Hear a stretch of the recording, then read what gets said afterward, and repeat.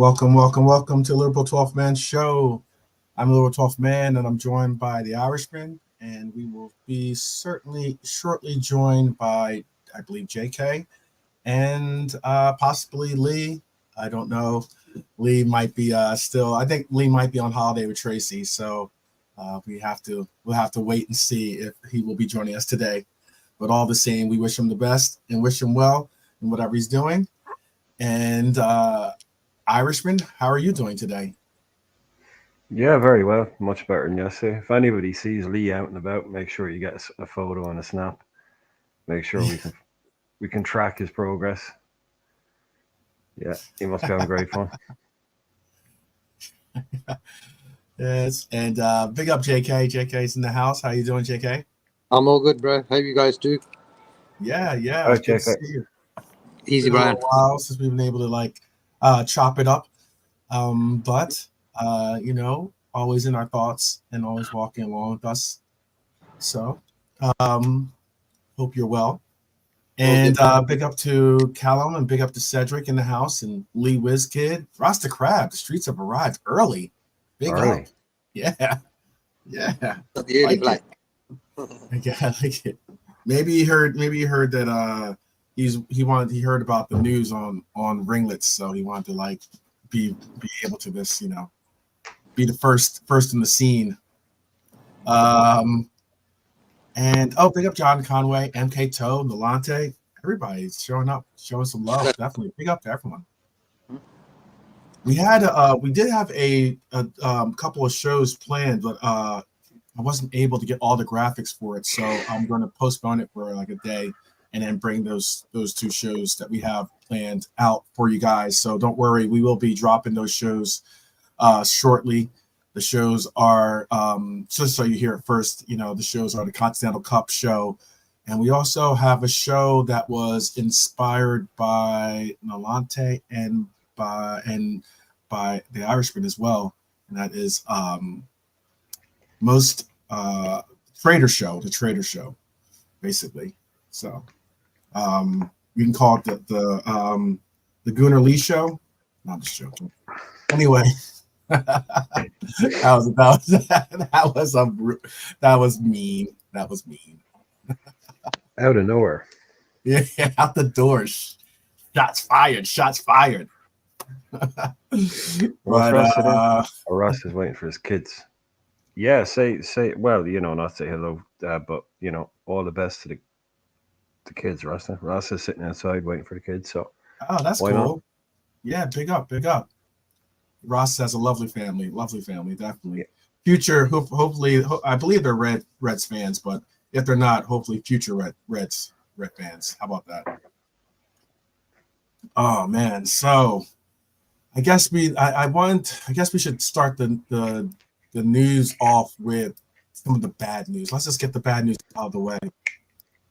Yesterday, I was speaking on a report that I saw.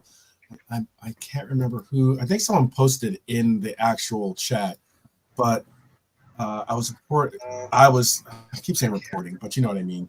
I was I was announcing about the fact that we all knew that Elliot had come home from his international duties, and it was questionable as to why he was leaving the national team. He wasn't playing for the national team, the senior team. He was playing for, I think he's still playing for the U21s, but still the same. It is the national team, and it is something that was concerning to see when he came home. So originally, I reported that it was going to, or I had spoken on how it was going to be 6 to 8 weeks was the number that I was seeing.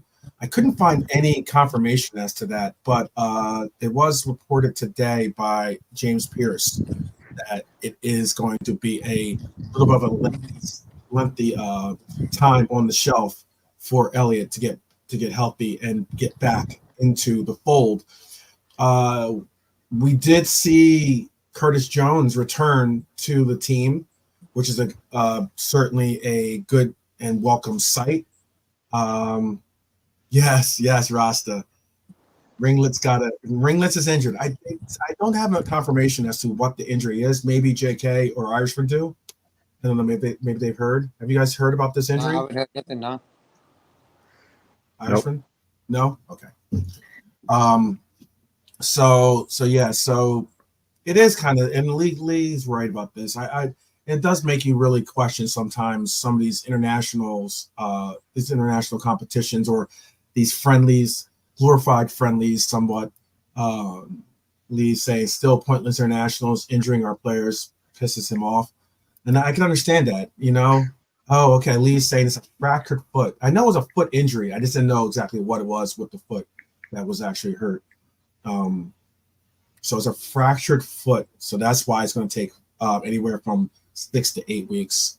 Someone said even as early as 4 weeks, but I think it's more likely that they would not try to, push the envelope. You know what I mean? And possibly there's no point in trying. If he was a starter, yes, you're trying to get that influential player back into the fold. Not saying that Harvey's not an influential player, but he's not critical to the starting lineup working or not working.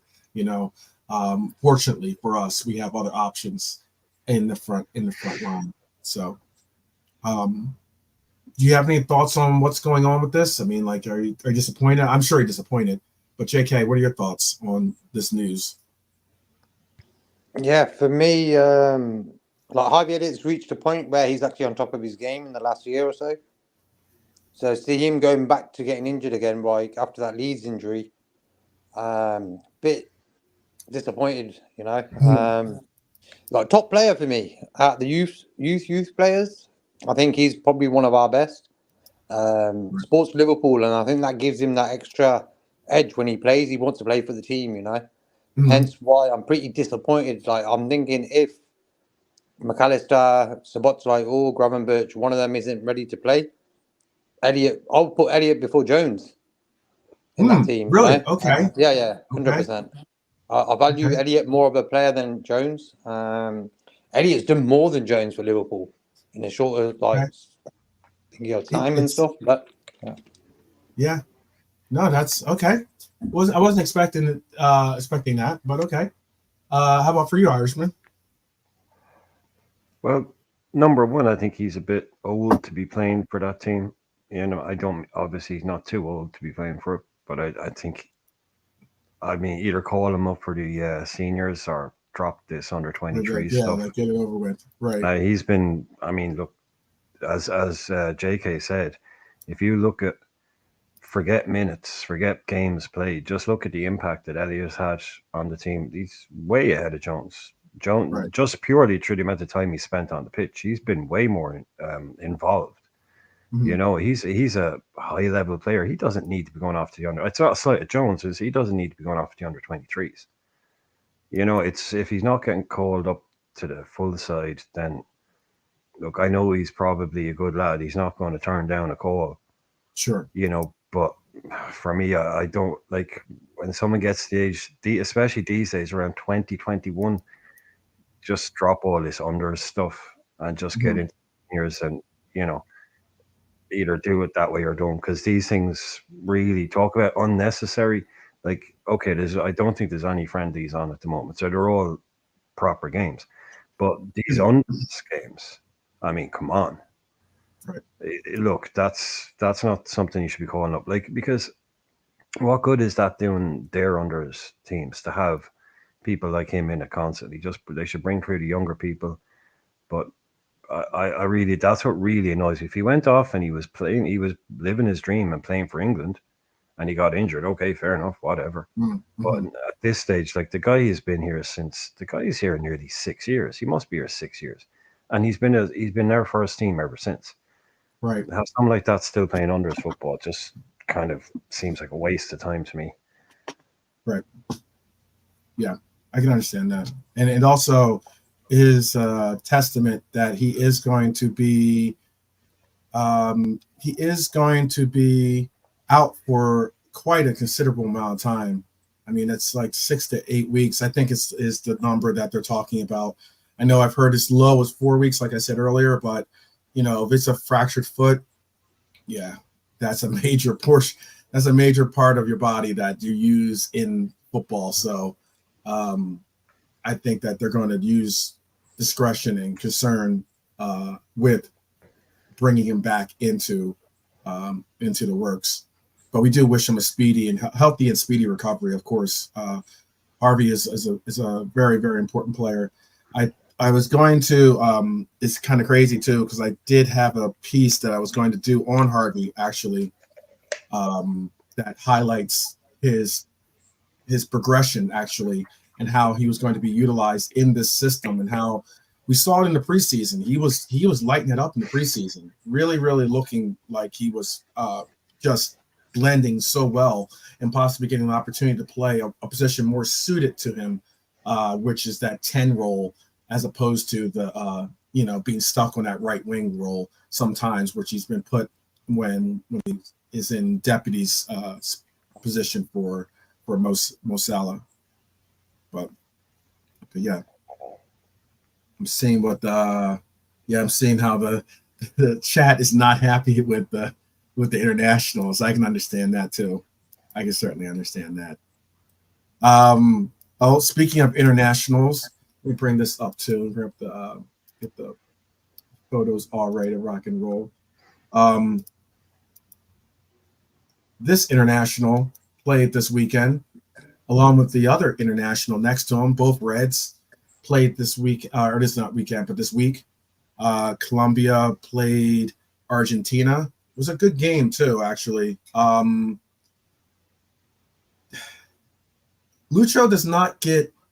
gets criticism from Liverpool fans, and unfortunately, that doesn't necessarily subside when it comes to his international or his home country. Because there are those that think that he puts more. Some that think that he puts more effort or plays better for Liverpool than he does for his nation's team. So they're very critical of him. His coach stuck up for him this week, saying that's nonsense. Basically, I'm just paraphrasing, and was saying how he's a very crucial and integral part. He's possibly the most one of the biggest stars on the Colombian team right now. So. It is something of an interesting portion that you see that this guy's getting criticized. What's interesting too is Colombia played Argentina, but one player that was also dealing with some type of fatigue, also was dealing with some pain, which is very concerning, is the other gentleman in this picture, and that's Maka. Maka was speaking on the fact that he had maybe was feeling some discomfort in training, and they were monitoring it. He ended up playing that very next game, and ended up scoring actually in that game. And now, as you can see here, he was playing against Colombia as well. So. One thing I would like to say, let me bring this up too. A second, bring up the game actually. Do you have any concerns about Maka as well? Like as Maka's had some injury, not injury issues, but injury concerns brought up about an actual I think it was the flexor muscle or something like that. This game ended 2-1, by the way.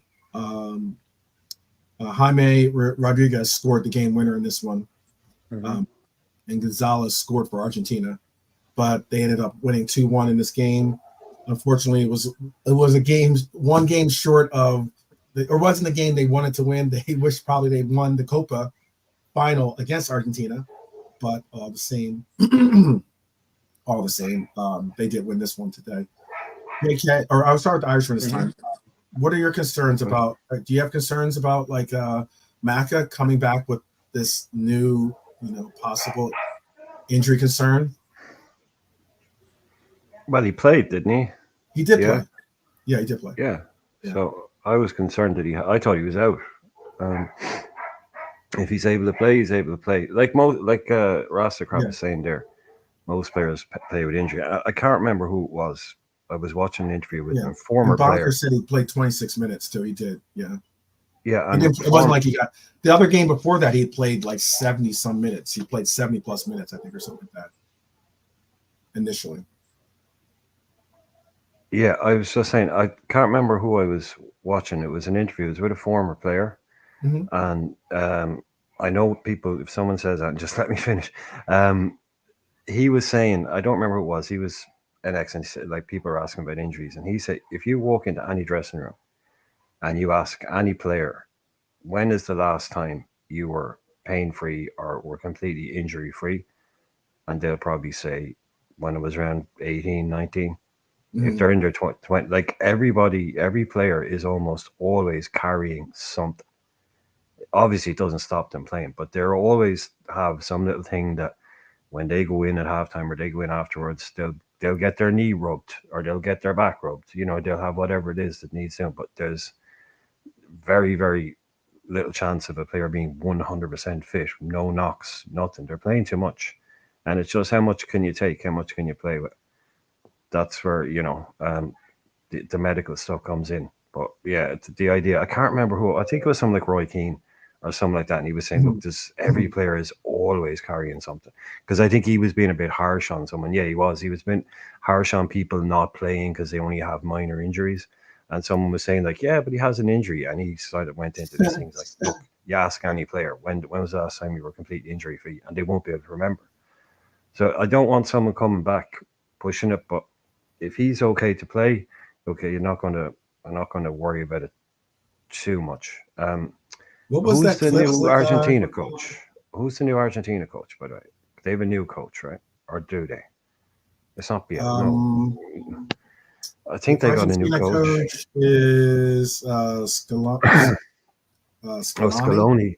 Scaloni. Okay, yeah, Yeah. same guy. Okay, yeah, he's a good manager. He's not like you're not going to play players if it's bad for their future Mhm. health. So Well, I'm no. happy. What I was going to get at is, what was that clip? There was a clip where Keane was like calling someone a baby or something like that because he was like There's about supposed. 500 of them.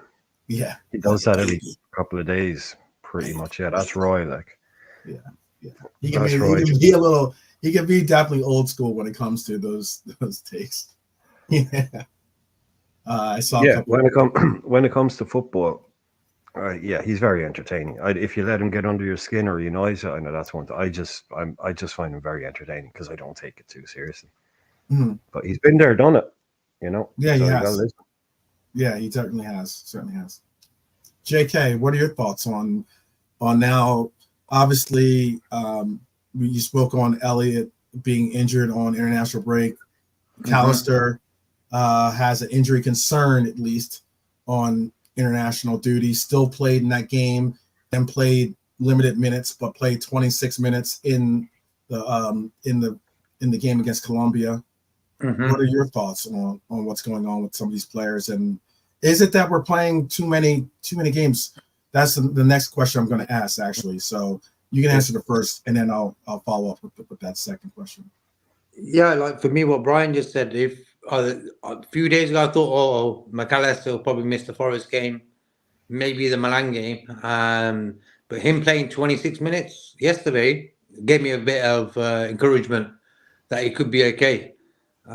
So for me, with the McAllister one, I thought it was worse than what it was because like I wouldn't be really playing a player if he's sort of injured, you know. So he played, so I can't really moan about that. But I preferred he didn't play. That he's just, I think it was on the subs bench yesterday. So I would have preferred if he just stayed on there. But him playing that in 26 minutes gave us fans a bit of encouragement that it'd be okay for Mhm. the weekend game. My question, my follow-up question to you both, actually, we can start with JK, and then we can finish with and then Irishman can have his 2 cents in there. Is that Gab from the Gab and Jules show went on a lengthy rant about this. He was actually complaining about players complaining about the number of games they're actually involved in. And it's sometimes I like Gab. Don't get me wrong. He's from the Philadelphia area. He's an Eagles fan, so like I definitely appreciate that. But sometimes some of his takes are just like I think are very, very like just poor takes. But he was basically, going off about the games and about how like they should just buck up and just I'm paraphrasing, but buck up and just get over it and play the games. Do you have an issue with the number of games these players are playing nowadays? With the new inclusion of extra games from Champions League, with the new inclusion of the extra games that they're now putting into these FIFA fixtures, with the fact that they're trying to make some of these FIFA fixtures more important, so that you wouldn't possibly want to just sit out of your common everyday friendly. Do you have an issue with those things? Go ahead, Irishman. No, I was just saying. Yeah, no, JK. I was just saying. Yeah. Go ahead, JK. Yeah, I was just gonna. Yeah, like for me, like I love watching football. Don't get me wrong. Like watching Holland, Germany yesterday, great. Don't get me wrong. But when I see like for me, Gravenberch playing yesterday, I was like, great. He hasn't played a lot of football in the last few years. Hence why I didn't mind seeing him and Gapco playing. For me, Van Dijk shouldn't have played that game. We've got to like look after these type of guys. Like for me, McAllister, Van Dijk, I played so much football in the last year that these guys need a little bit of a rest, and like they've turned friendlies into a Nations League format. And isn't there enough competition already in football? Just call it friendlies, or call it a kickabout, whatever you want to call it, but don't make it into a structured thing. I think everything's too structured in football nowadays. A friendly is you win, you don't. It's like, okay, but we're going to give 6 guys who want to have a chance to play at the Euros or the World Cup a little shot at these games. And that's what, for me, friendlies are. In the England team yesterday, that's like a fully, I wouldn't say Bar Foden missing, Stones, but Kane was there, Saka, Bellingham. Actually, Bellingham wasn't. But them guys have played a lot of football. And I think it's about time clubs didn't send their players off to international treaties sometimes, Ferguson used to do it. He used to be the master at doing that.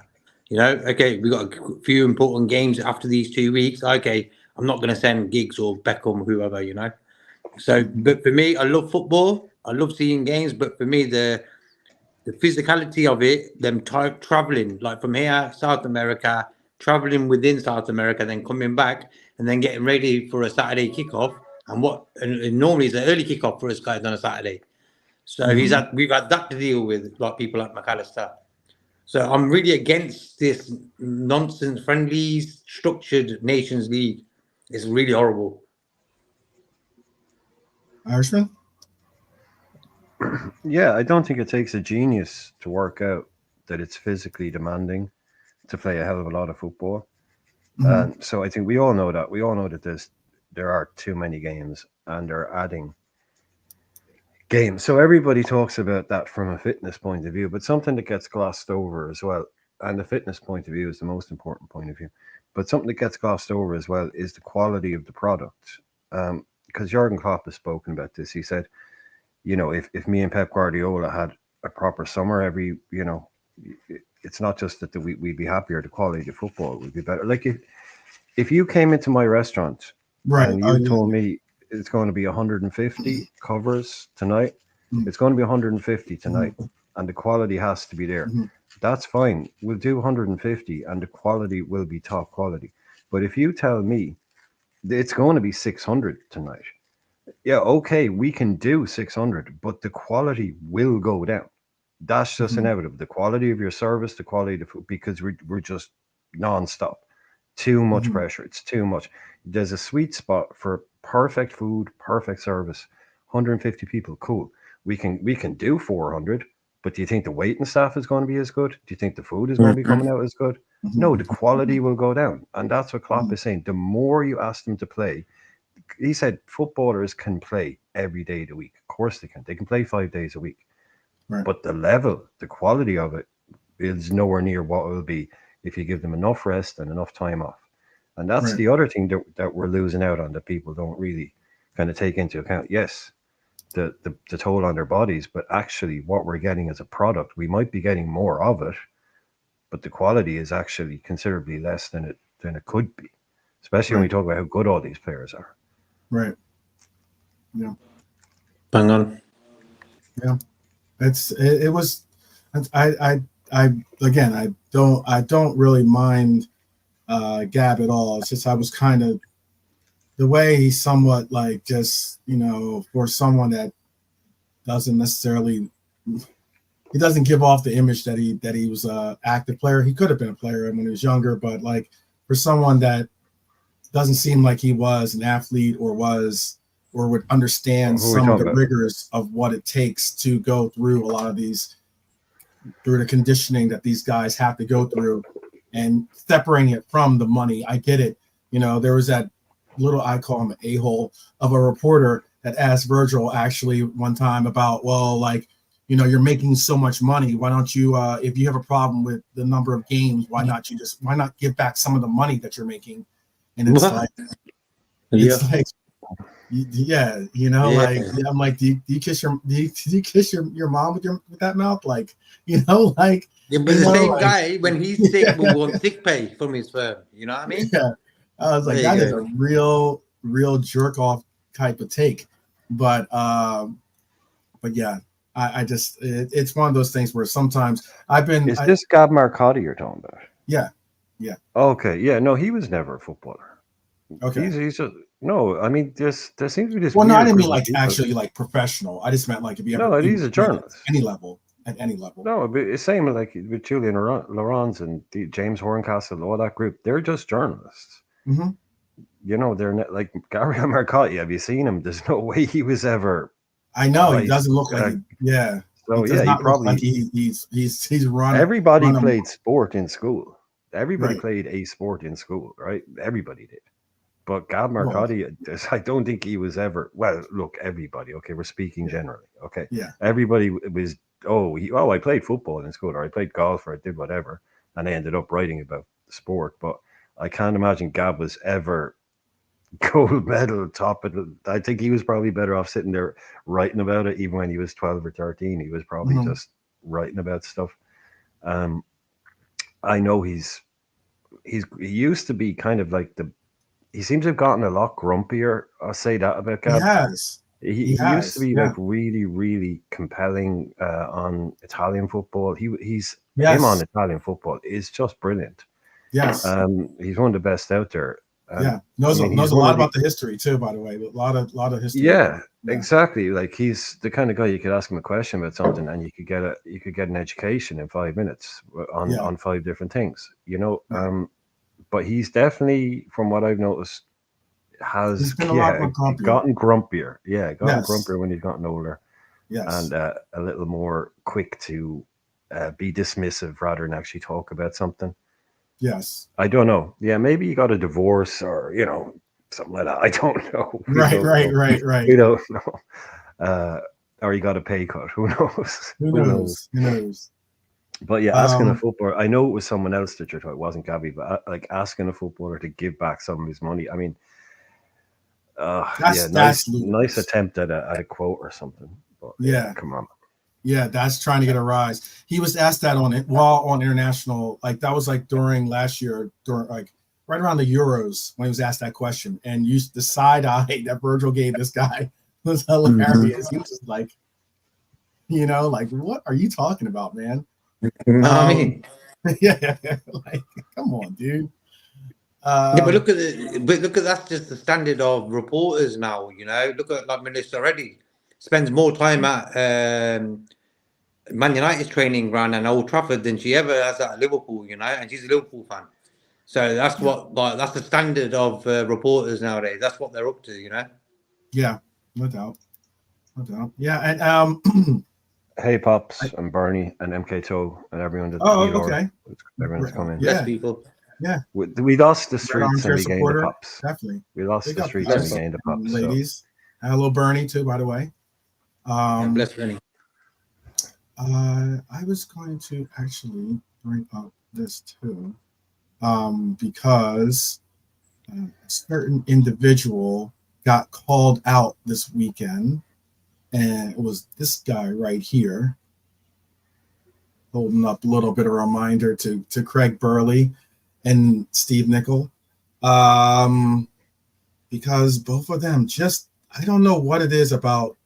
Maybe Steve just doesn't like Trent really that much. Like he respects him but doesn't like him or something, because he throws Trent under the bus a lot when it comes to his critical evaluations of the player. Craig Burley, that's this different story. Craig Burley is just a grumpy old man, but all respect to ESPN FC and their panel.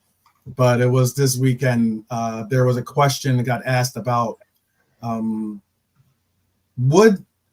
do you think that they could have had a difference? There could have been a difference in performance if Trent Alexander-Arnold had started as a right back instead of not only just instead of a midfielder, but just instead of Walker at right back.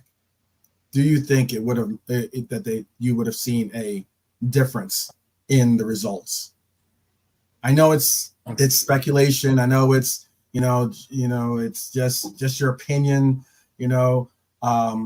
But do you think that it's a plus or a minus in having Trent as the English right back as opposed to Kyle Walker? Irishman, do you have an opinion on that? No, not really. JK, it's England. Yeah, I'm with Brian Osborne Island, man. I got you. But for me, they reached the finals anyway.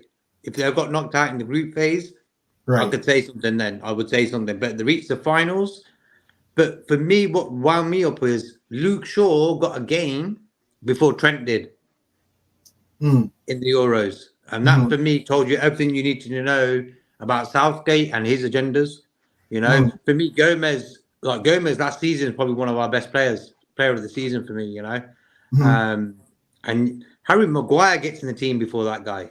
Yeah. Like, come on, man. What is this? Like, England is so corrupt at football. Now I'm seeing Trent here with the player of the match in 2 games. He played well in both, don't get me wrong. But for me, that's just... He's the best player in England, one of the best players. You got Kane, Foden, him, and Bellingham. They're your top 4 players. Maybe Saka, yeah? But Trent is, for me, passing-wise, the best in the business. That guy couldn't get a game before Luke Shaw. So that just shows me the whole side of English football. I'm glad that he played well, though. Because at the end of the day, he's going to play for him. Because like, if it was for Liverpool fans, we'd be saying, yo, don't send Trent to the England camp. But he's going to play, and he played well. And that's good for me because in this season alone, we're seeing that same Trent that first burst onto the scenes. And that consistency, passing, everything tip-top.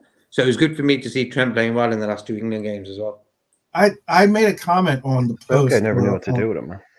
Oh, well. Oh, sorry. I brought it up. Oh, sorry. Go ahead, bro. No, I was just saying quick. I just said Southgate never knew what to do with him. That's one of the major reasons why I was going to, and why I actually didn't couldn't leave be a bothered comment figure on it out either. I did leave a comment on the on the page was because I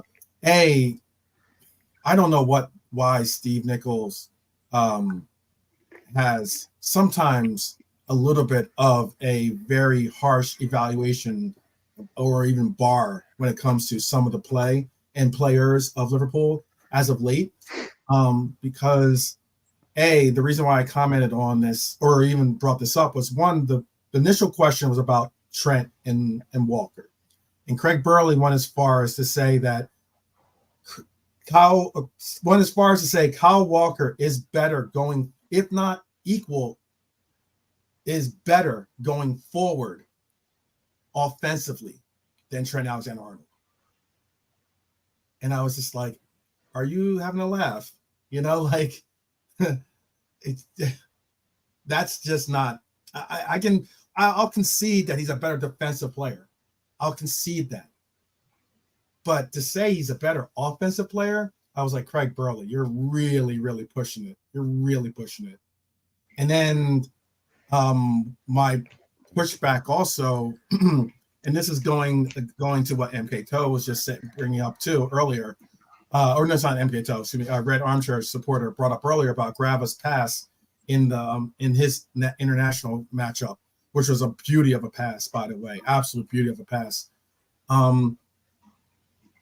Steve Nicol went as far as to say that Gravenberch had no good game. He had nothing but negatives last year. He had no good games. And I'm just like, why are you taking what is your obsession of taking punches at these players? Like, he had about 5-6 good games, by the way, last year, if you want to go. And he even had 2 excellent games in Europa for us in the group stage. He had the game winner against USG, for instance, and in that game was possibly player of the game. And this is the same USG team that won Belgium and beat us in the return fixture at their place 2-1. So it wasn't like USG some walkover, bottom of the barrel team or something like that. Albeit it is Europa, but I mean, any team can, and if you make Europa, it's still an accomplishment. It was just one of those things. It was interesting to see those two guys go. And I know that Pop said, hey, remember, Stevie and Burley are both Scottish and proud, so they're England, and TAA agenda is real. I get that. Steve, though, is a former Red, though, so that's why it's interesting that he would take that kind of a pot shot at not only Trent, he backed up what Burley had to say, and take a pot shot at Gravenberch, because the commentator was talking about how Gravenberch has made such an emergence this year, how he's doing well, he's been very positive and the likes, and Stevie was quick to note that there weren't any positives for him last year. They're all negatives. And I was like, but wow. what are you doing at the moment? What are you doing right now at this exact moment? You're talking about this. Sure. You're talking about these two idiots in a studio. Sure. I get that it. have bad opinions, right? Now, yes, they go on ESPN and they get paid money to have controversial opinions on camera. And you're talking about it right now. So he's done his job. He's done his job. Yeah. Well, Craig Burley's done his job. Craig Burley. Yeah, so they're out there making, I'll always use the example of Irish television. We have the Champions League on television in Ireland.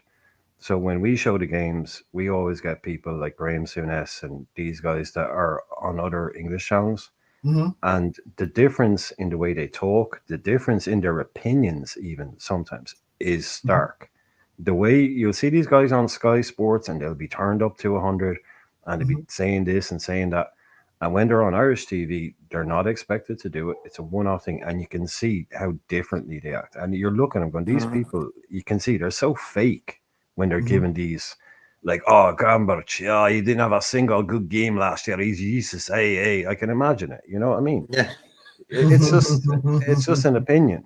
It's just say something controversial there, Stevie.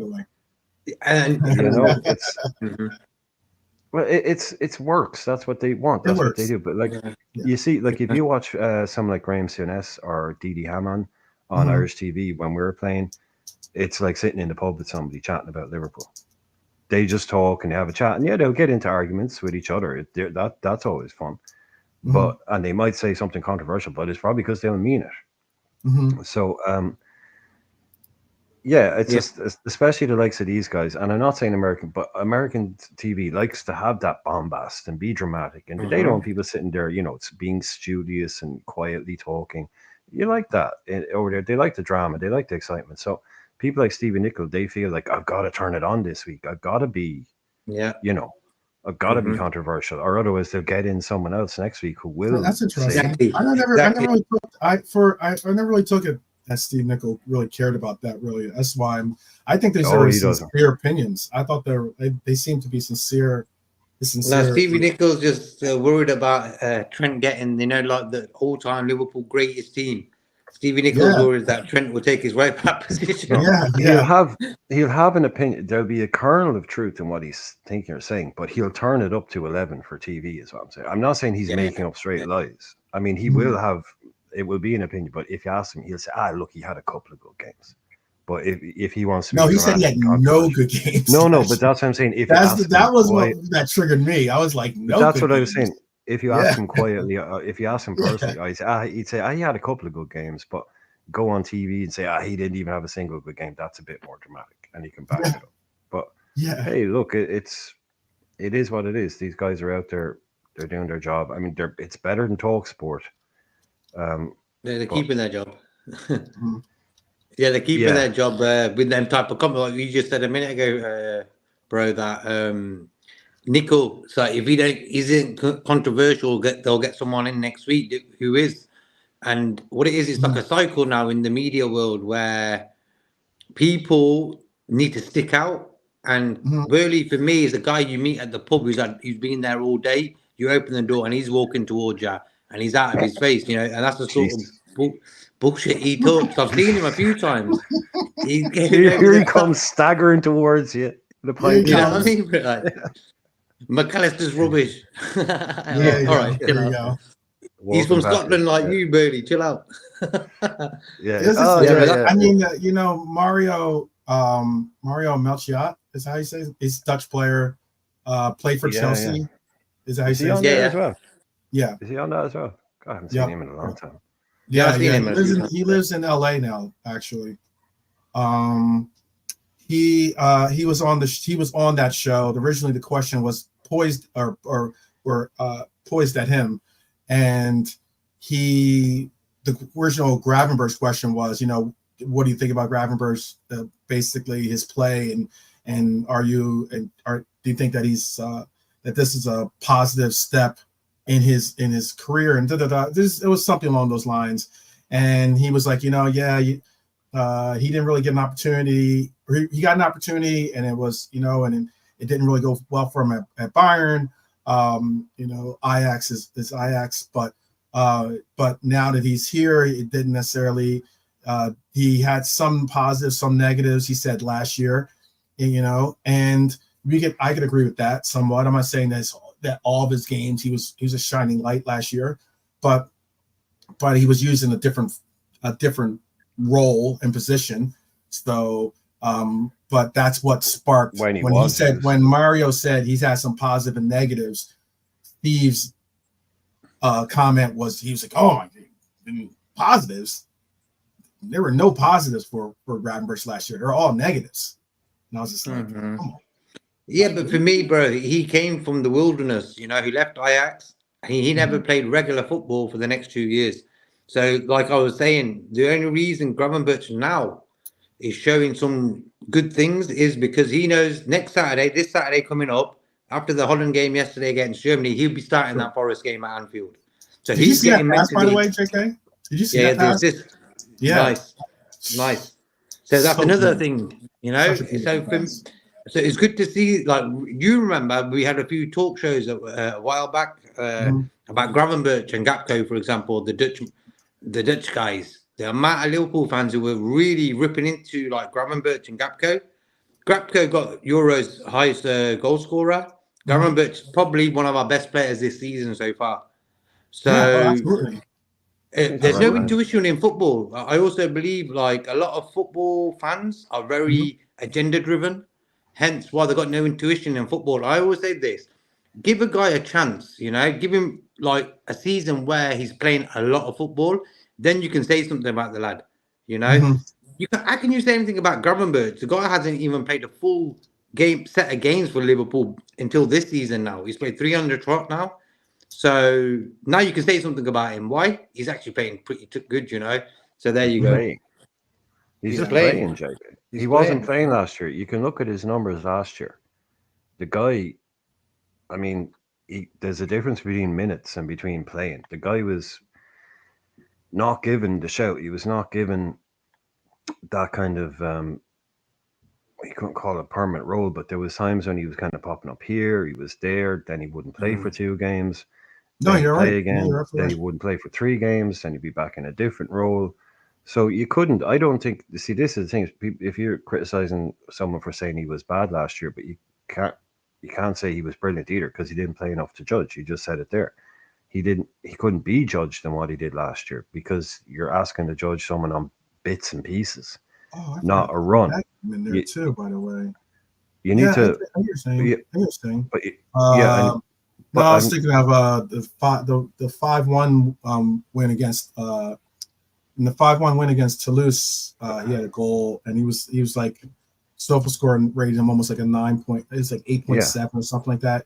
Anytime you get into those like 8s and 9s for a SOFA score, that means that you're balling out. probably, yeah, it's probably, but what I'm saying is, if you look at what he did last year, he didn't play consistent football. He was in and out of the team, so he wasn't in certainly. the team I don't need someone to say, oh, he played this or he did that. We know what he can do, but this is you need some, like JK is talking about time. You need to watch somebody play 10 games in a row in the same team in the right system before you can actually properly say, oh, this is what he's doing, that's what he's not. That guy never got, when did he ever start under Klopp consistently? So anybody that was saying He didn't. this about him or that I think about he him, was getting a yes, run. He was getting a run, no, and then he got injured. I think, or hurt in that. I want to say it's the Arsenal game where like. so this is a new player. This is what I'm saying. This is a new. Everybody should be judging him. Anybody that said last year he was this, or anybody that was like you should be judging him from day one now, because he's playing in a completely different role on a completely different manager, and he is a main man in this team. Now you can judge him. Now you can say that's that. Like, did it be judging somebody on? He had 10 minutes there. He had half an hour there. He had something else there, and that adds up to 90 minutes. No, the guy just needs rhythm. Some players need rhythm. Some players can miss a couple of games and come back in. People like that in the middle of the park, that's that totally intrinsic to how we play. They need to be playing all the time, as much as possible, because it's all going through them. So now when you put the right manager, he's just got the right manager. JK saw the Bayern thing, Ajax thing. He's landed now. I mean, I reckon of all the players in our dressing room right now, he might be one of the happiest with the new regime, because it's given him the platform that he needs to show what he can do. He didn't have that platform last season. Not in my opinion. He didn't get it. So I think Slot seems to be the perfect manager for him. Yeah. We can move on from the Scottish men's opinions and move on to. I just wanted to give a shout for this young man. He was out doing his thing. This was something that they were just showing recently. I saw this statistic, and because we've been in links now with a Jonathan Tah, I believe his name is right. Is Jonathan right? Leverkusen. Yeah, the guy from Leverkusen. Yeah. I'm not a big fan of his. You're not, or you are? No, but like if you see how he handled Bobbery yesterday in that Germany Holland game, I don't want to send it back like that. Like he was just too going after the guy. He wasn't even looking at the ball. This guy, all his mission was stop this guy. Kept on fouling him. Not for me. Okay. What happened with his move to Munich? Okay. What happened with his move to Munich? He was going. That's what I thought. He was gone. Yeah. Weird.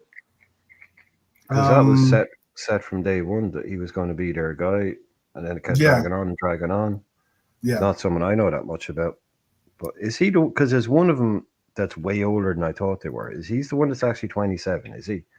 Because there was two of those guys that were getting talked about, and they thought they were about like 21. But I found like one of them is like 27 or something. I don't think. Well, Bremer is 27. No, no. One of the German guys. Oh, one of the German players. Okay. Team guys. Well, Tah is 28 actually. There you go. Yeah, it's him. Jonathan Tah. Yeah, 28. So I thought he was 28. Younger, he turned 28 in February, so he's halfway there. Yeah, when he was being talked about it, I was under the impression that he was like a young up and coming new centre half. But clearly he's been around a long time, so there's no way we're going to be going after him. No, according to the Bild, right? That's how you say it, BILD, right? Yep. According to Bild, at least, Bayern remain in the mix for Tah, but his pending free agent status has a number of English clubs, including Chelsea, Manchester United, Tottenham, and of course Liverpool, all in the running for his signature. However, given his age, this is Brian was just pointing out, in profile, it does seem a little difficult to figure out where he would fit in. So that's what it is when it comes to Jonathan Tah. Tah, very much. Yeah, No Tah, very much. For me, a bit too stodgy. He's a bit of a see Van Dijk, very smooth, thin, built nicely, but Tah is just like a big. He's a big guy. He's a big lad. You know what I mean? I'm not sure. Not for me. Not for me. There was another player that I wanted to show you guys that apparently we are interested in. Let me see if I can. I'm trying to see if I can find a picture for him. He plays for Sunderland. 17-year-old. Let me see if I can find a picture of him. I don't want to show him in a Real Madrid kit. Let me see if I can. Here it is. Not the greatest of pictures, but I'll show it anyway. And is this individual right here, Chris Rigg. Sunderland's teenage midfield maestro, Chris Rigg, is on the radar of top clubs across Europe, and Liverpool and Chelsea have reportedly joined the race for his signature. The 17-year-old broke into the Black Cats squad last season and has now nailed down a spot in the teams thanks to his performances at the Stadium of Light. According to Give Me Sport, Liverpool, Chelsea, and Manchester City are among the clubs monitoring Rigg performance and his performances. The Premier League trio are also said to be considering moves for him in 2025. So this upcoming summer, I don't think it'll be a January move. Maybe if there was a January move, it would probably be something where like he stays with the team type deal, but the deal gets finalized in the summer. But according, as I said, therefore, the one thing I was going to note too is that the three clubs have all registered interest in his signature. However, the 17-year-old is said to be prepared to bide his time until the right move crops up. So apparently he is very conscious of the fact that there are some teams after him, but he's looking to pick the right one. And one of the reasons why he's saying he wants to pick the right one is because Real Madrid are one of the teams outside the Premier League that are interested in possibly bringing the 17-year-old to Spain, actually. So this guy is a pretty good player, apparently. I don't know I know that Sunderland is Sunderland. It's not exactly. They're doing pretty well this season, though. 12th. Yeah, I think they're second. Mm-hmm. So they've had 3 wins, I think, out of the 4.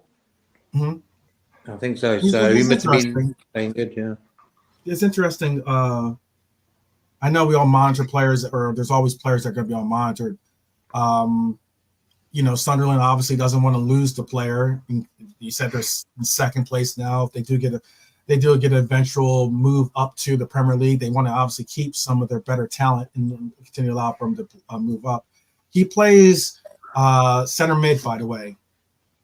Red Armchair supporter. He's not a DM, so I don't want to get anyone twisted on that. He's a left footer, plays DM, or should play CM. I gotta say DM. Plays CM. Left footer. He's about 5'10", so he's not really that. He's not that tall, but in football terms, I guess. But again, he's a 17-year-old, so he is someone, and he's an English national, so that helps too, as well. I don't know what he would go for. Like right now, the player's value is something like $322,000. Not even $322,000, so it'll be even less in pounds. I don't know what that's his market value currently. Now, what the evaluation is with these big name clubs involved and the likes, that's a different story. I don't know. I don't know what his evaluation would be, but I thought that'd be an interesting story. It's just one of those players I thought maybe be interested to bring up. One to keep your eye on because, again, we will be making certainly some additions to the club, most likely in January, if not this summer. We'll see, the continuous evolution of the club. You guys haven't seen any. You guys don't watch Sunderland, right? If they pop on like little highlight show, and then I'll watch them. I haven't seen them live this season now, but now you gave this info about the lads, I'll check it out. Yeah, you check it out. Okay, yeah, that's cool. The other thing I was going to say, because he easily could be. It'd be a nice, he wouldn't necessarily. I don't know where he fits into as a 17-year-old. He's not. I don't think he's going to surpass Trey Neone, who has shown some great strides forward. I don't know. That midfield. Our midfield is better than a lot of people put credit to. I think that they are definitely a lot better than people put credit towards them. But is what it is. Let me see what the chat's saying. He's asking. Hylor is asking this. Did anyone mention that De Ligt was removed at halftime yesterday? I did actually mention that yesterday. He has been bad in 2 matches in a row for Holland. Another triumph in the transfer market for Manchester United. Certainly so. Long may it continue. Let's see. Yes, Hylor, I was to say that too. He said recent reports say that Real Madrid are in the mix for Rig, given they regard him as the best young Englishman since Jude Bellingham. That is really high praise. Well, I mean, it's quotes from some randomer. Yeah, I don't know, man. Bring in some 17-year-old kid, cool, bring him in, but he's not going to be on that list there that you're showing. He'd be coming in for the under 23s, and if he's that good, maybe bits and pieces. But I mean, that's not that's not a first team acquisition. That's a tribunal job if you sign him before he's 18, and then you bring him in. It would be like a Neone or something like that. Give him a year and a half, 2 years, then he's 19. That's what you'd be looking at. But I think that's why he's future planning. I think that's why he's saying he's like trying to figure out what his next move. If he were to he'll be able to choose. Yeah, he'll be able to choose. He won't have to wait for it. He'll basically be able to choose who he goes to. He's biding his time until the right move crops up, because the right move means the right opportunity. Meaning, if let's say hypothetically Endo moves on next year, or one of these players moves on, or I don't want to wish injury on any of them. Pump the brakes on that a bit. Yeah. I mean, you're talking about a 17-year-old replacing Endo. As in an opportunity, as in a position in the roster has to open up for you to even have a opportunity to make that natural jump. I'm not saying that 17-year-old, he'll be 18 by the time it is. He's 17 now, but he'll be 18 by the time that the acquisition will be made. But yeah, very much. I mean, I'd be definitely pumping the brakes on that. If we were signing a Chris Rigg, but that's not a first team signing. Yeah, I think what you're saying. Yeah, it's like he can come in, but I mean that came out of nowhere. It would be probably he'd probably be a first team signing in that he would be signed, but he wouldn't play with the first team. He'd probably be put out on loan for a year or two or something like that, and then meaning that he is targeted to be a first teamer. Well, no, when I say a first team signing, I mean someone who's signed to play in the first team. So he wouldn't be a first team signing that way. I mean, first team plays in 5 years. Okay, that's a first team signing. But someone we're buying to come in and actually start games in the Premier League within a couple of days or weeks of them signing. That's someone, the likes of Chris Rigg and all that, if he's been sought after by everybody, we're building up this little cadre of young new midfielders. You want to add him to that. But if he says he's waiting for the right move, everyone's waiting for the right move. The right move means lots of things. But for someone like him, I would imagine be insane to go to Madrid. You'd be better off staying at Sunderland actually for 2 years and getting games, especially if they get promoted. And then, but yes, you see these guys. It happened to Odegaard, Kubo, Alan Halilovic, all these guys. They go to Madrid at 17. you have to be a very, very, very special talent to actually make that breakthrough then. Mm-hmm. So yeah, but like if the guys are going out there saying it's good to see that we're targeting these young players. There is obviously a group there now. Mm-hmm. Uh, that if you're looking at all being well, in 3 years' time, you could have a group of three new guys: Naoni, this guy from Chelsea, and someone like a Rig that comes in, or a Bacetic that comes back. But they're the next generation for me. It's not this generation.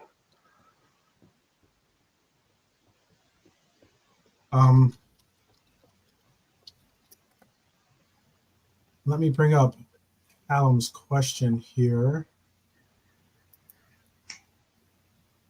Does Cody start against Forest? We'll be doing a preview, a lead-in preview for that game. Some of these games are just way too early in the morning. I will most likely be doing lead-ins for, rather than. There's only some that I can venture. Like the last time I ventured to after, because I work nights, so the last time I ventured out, it was not, my Sunday was not an easy Sunday. So so we will be doing a preview lead-in type thing for the Forest matchup. But does Cody start against Forest for you, Brian? Did he play against Germany? Just JK, did he play against Germany? You were watching that match, Gakpo. He's on. Yeah. Yeah. I believe did he start or did he play? I mean, I don't know. I mean, either I didn't see it. I just wondering. JK said he watched it. I was just wondering, was he? How did he look? If he did play, what was the? But I think they ended up like it was a 2-2 draw. I know that, but I know that. Yeah, Cody started. Cody did start, but he didn't. I'm sure JK will be back in a minute. No, I'll go ahead with it. Cody did start. Like, if you want SofaScore ratings, no. I was just wondering. I was just going to JK watch the game. I was just going to ask him how he played. That's all. What was it? Yeah, no, we were just talking about it last night, and I was like, for me, it's going to be the same 11, but really, really, really minimal things. And one of the ones that I could potentially see would be like if Diaz came back and he was a bit tired, or something like that. Maybe that might be one where we could change it. Not on a he's good, he's bad, none of that nonsense. Just potentially a bit tired, but one change. That's when because I don't see us making the changes in the back five will be the same. I think the midfield three will be the same. Salah will play. Maybe I'm almost certain Jota will play. So I think there is all yours. Don't get no, but I said it all last night. I said like my shout is the same team again. If they're all fit and they're all good to go, it will be the same team as start the last game. But if you were to ask me one or two, I think there is a shout for Gakpo, maybe just to give Diaz a break after the internationals. Maybe. But I think they all have a job now to break into this team. Even just they might get a game, but then the other guy would be kind of like this team is a well-oiled machine at the moment, and the parts don't need replacing. So any parts that do go in have to kind of slot in pretty seamlessly. So a Gakpo, yeah, I'd like to see it because, like I said, there's a lot of stuff that we haven't seen Slot do yet. We haven't seen him play with Endo. We haven't seen him play with Nunes. We haven't seen him play with a couple of different players, Jones, Elliott. We that's the next step to see how is he using these guys because it's all very new. So it'd be nice to see what Gakpo looks like in a slot team, what Nunes looks like in a slot team. So that's probably the next two, I believe, and maybe even some time for Case. Actually, definitely, not from the start, but yeah. I mean, a long-winded answer saying I don't know, but long-winded. My money is on no. My money is on no. My money's on no. If Diaz is 100% fit, my money's on no. Yeah. I don't see. Back? Yeah, is JK not back? Yet, but I was gonna say I don't. Yes. Oh, you're back. How? Yeah. So I was just asking how was Gakpo last night? You watched the game. How was Gakpo?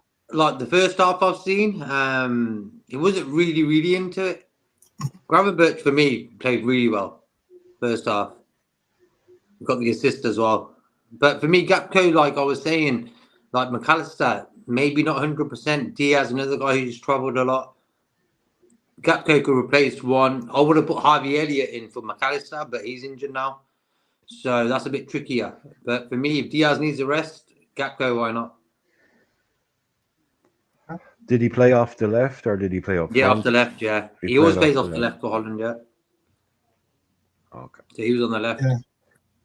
Lee says, "Be nice to hit halftime 3 up, then bring in Hackbo and Chiesa." That would be nice. That would be very that's nice. always nice. Yeah. Nothing wrong with that. No, I think we definitely see Chiesa. Even if it's only 10, I think. But again, I think if it's 0-0 at 80 minutes, maybe not. But yeah, if we have a bit of a cushion, I'm hoping we do anyway, because he must be ready to go. I honestly do think my spoiler. Nice I already switch. gave my spoiler yesterday, but I honestly do think that we'll see Nunez start on this weekend. Because he'll get random starts just to monitor minutes and. It's only a matter of when he starts. He'll start. It's only a matter of when. So yeah, definitely could be a chance for him. I mean, because we all know what Jota's like. I mean, we don't want to hear it, but Jota could wake up with a sore hamstring or something, and then he's going to be ready. But he's going to be on the leash. Like, he wants to get in that team. He's watching a team now that's gone out and won 3 games in a row. Like, the guys that aren't in that team really want to get into it because it's a winning team, and they're sitting there going, "I want a piece of this." So they'll all, I'd imagine, hopefully be like, like dogs on a leash, ready to go. That's what you want. Hopefully, this is someone like, this is my chance now. I'm going to get in here. Sorry, Jota, you're injured. I'm going to take your place. Because there's only 11. That's a cruel reality of it. But it's a winning team now. And that's a good motivation for everybody. It's a winning team to get in and be part of that. Yeah, definitely. Definitely. There was something else too that someone said. Yeah, Chiesa, definitely. I think Chiesa will be a fun. We'll finally get a chance, I think, to see Chiesa this against Forest, especially considering it's a home game. I always think that it's always better. Personally, I just think it's better to. I've seen too a lot of coaches tend to bring on players at home matches as opposed to away matches. The benefits are obvious if you can. Yeah, it's easier for them to get a little jump start on everything with having the crowd, give you that little bit of adrenaline burst of support than it is when sometimes going into a fixture on the road. Well, again, context. If you're 6-0 up against some useless side, and let's get him on now. That's a good one as well. Yeah, I if you're guess. spanking somebody away, that's also a good one. Look, this is an easy one. Get him in here. Yeah, I don't know. It's a lot of times those kinds of games, players like, Mo or back in the day when it was a Mane or something like that. If you were to try to take them off, they would get pretty angry because they're probably the ones that are on like braces or something like that, trying to get hat tricks. Well, no, but that's what I mean. If you're like 5 or 6 up against some team that you're gonna spank them, and there's half an hour left, like that's just as good a time to come on. Because it's all about like you don't want to bring them in a home game, say against Man City, and it's 0-0, and go on and make a difference. I just remember. I think obviously, like again, like we're talking about, like it's definitely start at home, way better than starting away with a load of Oppo fans on your back, but you also get those crazy. I think it was Crystal Palace when it was Mane. I think Bobby had a hat trick in the game, right? And I want to say Mane got subbed out. He was kind of mad because, I think it was Mane that got subbed out. He was kind of mad because he was just like, "We're out here scoring for fun." And that game ended up being like 5 or 6-0 or something like that. And they're like, you're out here scoring for fun, man. I don't want to sit on the bench. I want to rack up some goals. But would you say that was a reason not to bring on a player?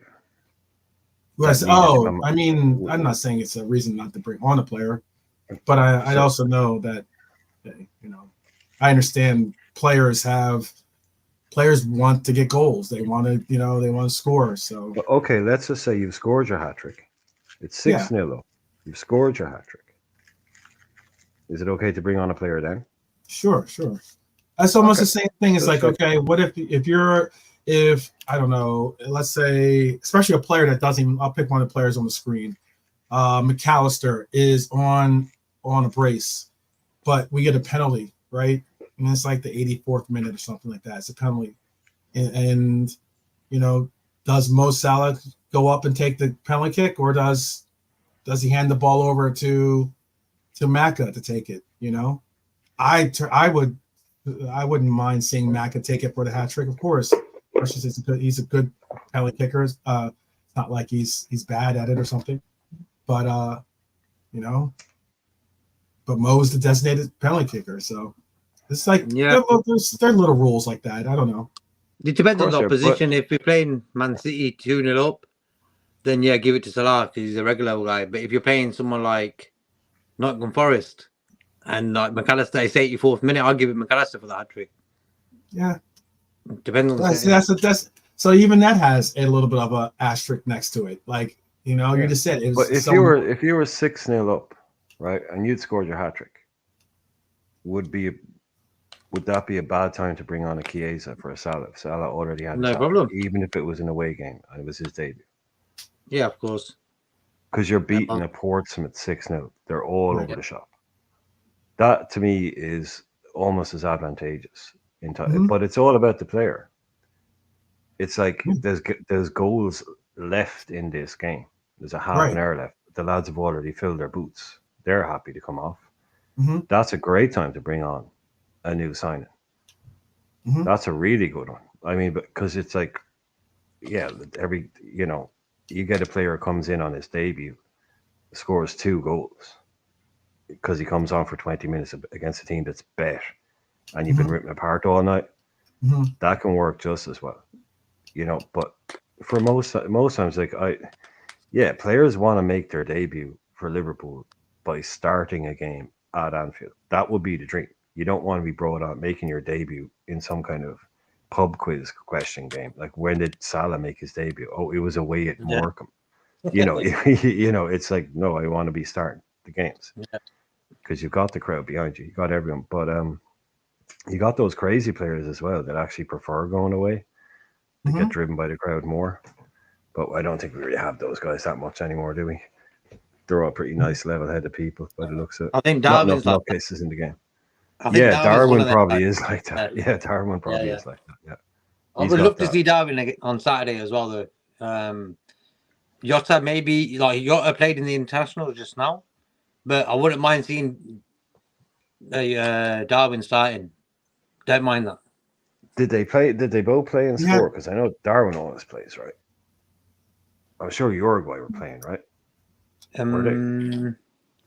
What was the question? Normally, did Uruguay play, bro? They must have been, right? The Uruguay play. Brazil and Paraguay and all them were playing. They must have been playing. They played against. They played, but they drew. They played against Venezuela. It was 0-0 draw, and and I don't know. And Darwin didn't start. Okay. Oh, he got. Let me see. He might have gotten minutes, but I don't think he started. Oh, sure, he's on his ban, of course. Yeah, he's on his ban. Yeah, that's right. He's on his ban too. Geez, that's why he's in Liverpool. Actually, you're right. He is. He didn't even make the trip. He does need minutes, man. He needs to start playing because he's had about 20, 10, probably maybe half an hour, 40 minutes over the season so far. If he's not going to be playing internationals, I mean, he's going to start getting rusty pretty quick if he doesn't get. So yeah, maybe do start him just to get him, game time. Yep. Game time. Yeah, game time basically. Yeah. So maybe a blessing in disguise. He didn't travel South America. He stayed in Liverpool. Oh, definitely. He'll be ready to go. He'll be ready to go. Yeah. Bit of one-on-one work with the manager, maybe something like that. That can, definitely beneficial. So it could be a shout for that. Yeah, I think he needs it. He got to keep definitely needs it, man. Definitely needs the minutes. It's not, no arguments. Right, Diego played for Portugal. I think he scored a brace for Portugal too. I think Either Oh, scored a nice. goal or scored a brace. One of the two. Yeah. Man's in form. See, look, a man reborn, a man in form. It's great to Yeah. see. Oh, A yeah. lot of players. Hopefully, yeah. Yeah, And he didn't. that's the thing. I'll be honest. He did not have a good game. His last game against United was not that good, but Yeah, Oh, definitely true. his quietest. Definitely his quietest the game. But yeah. One But for the shot. first work goal, around him. for the first goal, he was proper involved in telling Salah where to give the ball. You know, he was pointing behind his back. So for me, Lot of he did his work in that game. Yeah. You know, quickly about Diaz and Jota. I don't really want to rest the guys because they're on it. You know, Diaz is coming back now from South America. He's on top of his game. You know, so hence why. Part of me wants to see Gakpo and Darwin get some game time, but part of me wants to stick to what we were doing and who we started with in the last games, you know. So for me, even if you give Diaz and Jota 60, 65 minutes, then you put the other two lads on, that's okay as well, depending on the score. Yeah. By the way, Callum, this is, or I'll bring up Hyler's quote. Hyler brings up about Gravenberch as per Foot Mob. Is Liverpool's fourth highest rated player after 3 matches behind Mo Salah, Lucho, and Allison.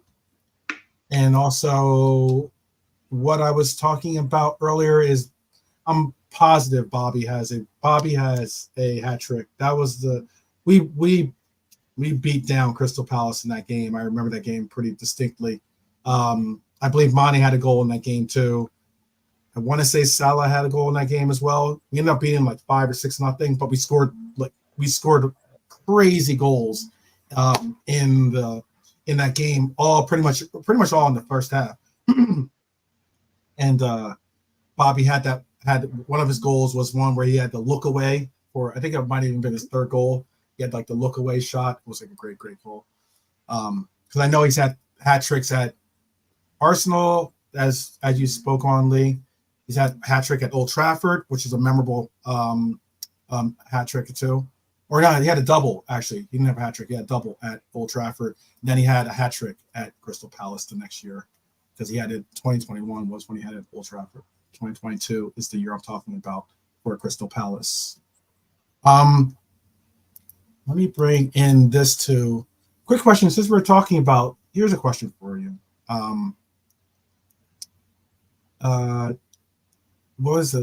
It was how you do it? Start, bench, drop. I'm pretty sure I know who you're going to drop out of these 3 players. Okay, because we're all Reds and it deals with a Red Devil, but all the same. Start, bench, drop these 3 players. This is something I saw on Twitter and got me thinking. Because the first 2 are very, very good players. I mean, Bruno's a good player too, but a little bit of a rat. But start, bench, drop. Brian, you want to take a stab at this one? 7-0 it was at Crystal Palace. Yeah. God. 7-0. It's only start or bench really, because I'd probably start Musiala. Okay.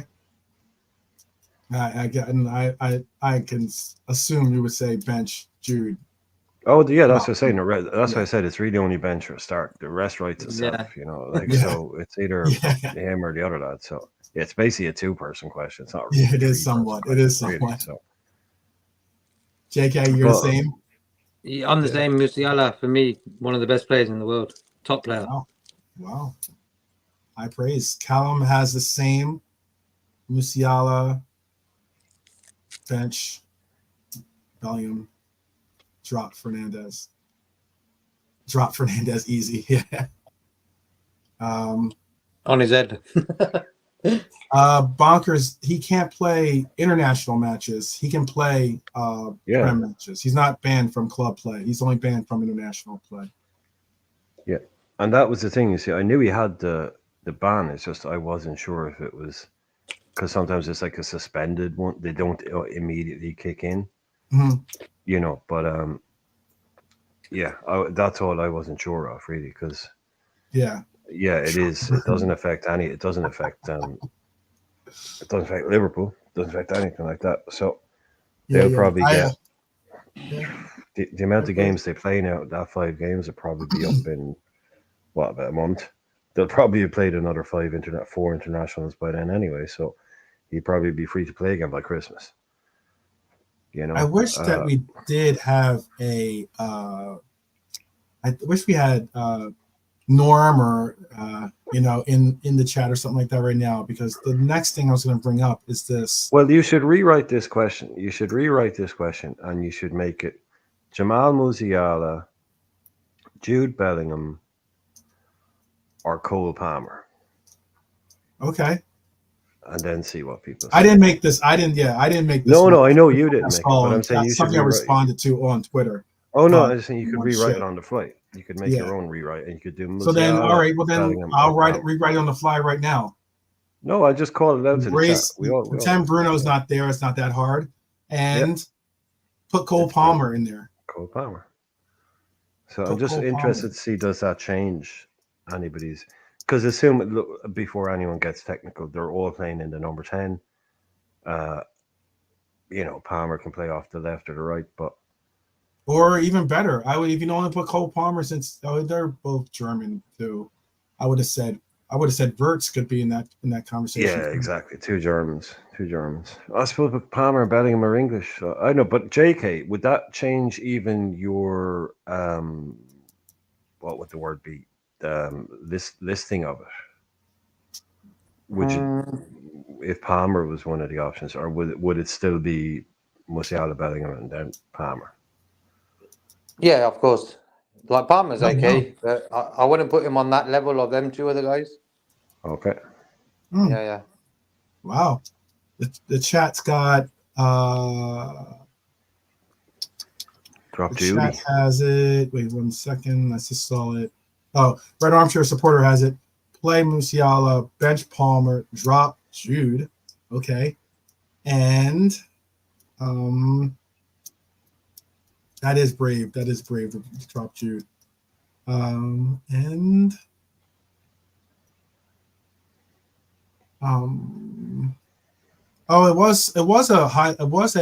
didn't include the picture because it was a video, but it was a highlight for Mo Salah, the Egyptian king.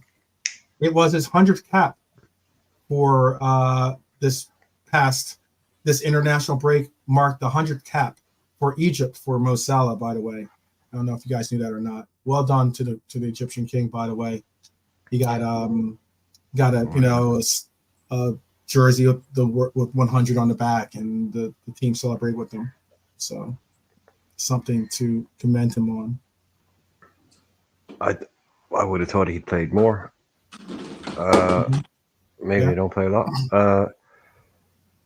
I would go, and we'll do Callum's question in a second. I would probably go start Palmer, bench Musiala, and drop Bellingham. Wow. Yeah. Okay. Wow. Okay. Palmer's a. All three of them are great players. So it's not like there's going to be a hard decision on one of them anyway. But yeah. Okay. Yeah. JK's gone to get a cup of coffee with turmeric in it now. He's had to have a sit down after that. Yeah, after hearing that one. Expected that. Yeah. Anyone want to check on JK? I would go. I'm going to be the rebel here and say I would start Jude. I would sit Jamal. Or actually, you know what? I would probably sit Cole Palmer and then drop Jamal Musiala. Yeah. Wow. Yeah. Wow. Only because I'm thinking from a mighty red perspective, in that if I'm playing Jude, it's keeping Trent happy. So. Oh well. Okay. Right. Okay. Let's just say Trent is out. Okay, that's an odd way of doing it. Yeah, okay, I know you can link everything to red tinted glasses, man. So I don't know how you do it sometimes, but you link everything to somehow. I mean, I'm not gonna. I'm gonna stop asking you questions. Actually, I like you. I could ask you to pick one from 3 Manchester United players, and you'd still find a way to make it about a Liverpool player. I think But Jude's. could you I mean, all imagine three of that them are front great four players. though? I do rate Jude. I do rate Jude. But could you imagine Jude in a midfield behind a Cole Palmer with a Musiala on either side? I mean, Yeah. Jesus, man. You're talking about Yeah. Ballon d'Or winners. But JK, Yeah. I know but I mean, I'm a Palmer guy all of a sudden. Very recently, I mean, I've been looking at some stuff on this kid, and he's different gravy, man. He really is. Yeah. The fact he's at Absolutely. Chelsea is spoiling that gravy a little bit. That's what But it is. Yeah. yeah, he is. He's special. He's a special player. That guy is. When they talk about ice in your veins, that's him. That's I mean, true. the guy is unflappable. Mhm. Absolutely. You know, you see him. All these coaches talking about him, going, "This kid is not normal. Like, it's not normal to be that." Now, Jude Bellingham takes, uber confidence and maturity to that next level as well. So, Mhm. unfortunately, I think it bodes kind of well for England to have a Bellingham, Palmer, Foden, Saka front four kind of thing going on there. That could be pretty devastating in the hands of the right manager. That could be like, give that to Gareth Southgate and you'll still like play 0-0 games, but in the hands He'll of the still right play manager, Trippier. yeah. So you've got a new guy in the door now, but the names on that list, those are like 100, 110, 120 type players, money wise. And they're going out there and they're getting 0-0s against the likes of whoever. So give them the right manager and let them off the leash. Wait till Harry Kane drops out and they can see you playing like a false nine with Foden. Fuck Watkins and Tony. Get on the bench, lads. These boys, you got proper techie players, so you should be using them. You should be playing way better football as well.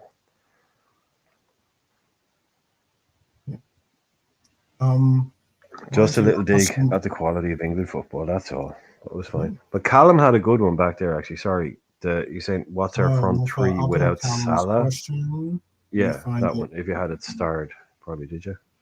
This one right here. It was what's our front three if Salah is out taking Salah out, make your ideal Liverpool front three from what's to say at the end? It's behind the things. Form not involved, as in like I guess what? Oh, form irrelevant. Sorry, I thought you meant from not involved. I thought you meant from the not involved players. Okay, so form not involved. I mean, of our current players, like, is that what you're asking, Callum? Just so you mean from our own current squad, like, not bringing in a player kind of thing. Yeah. Oh. Diaz, Jota, and Chiesa, left to right. Yeah. Diaz, Jota, Chiesa.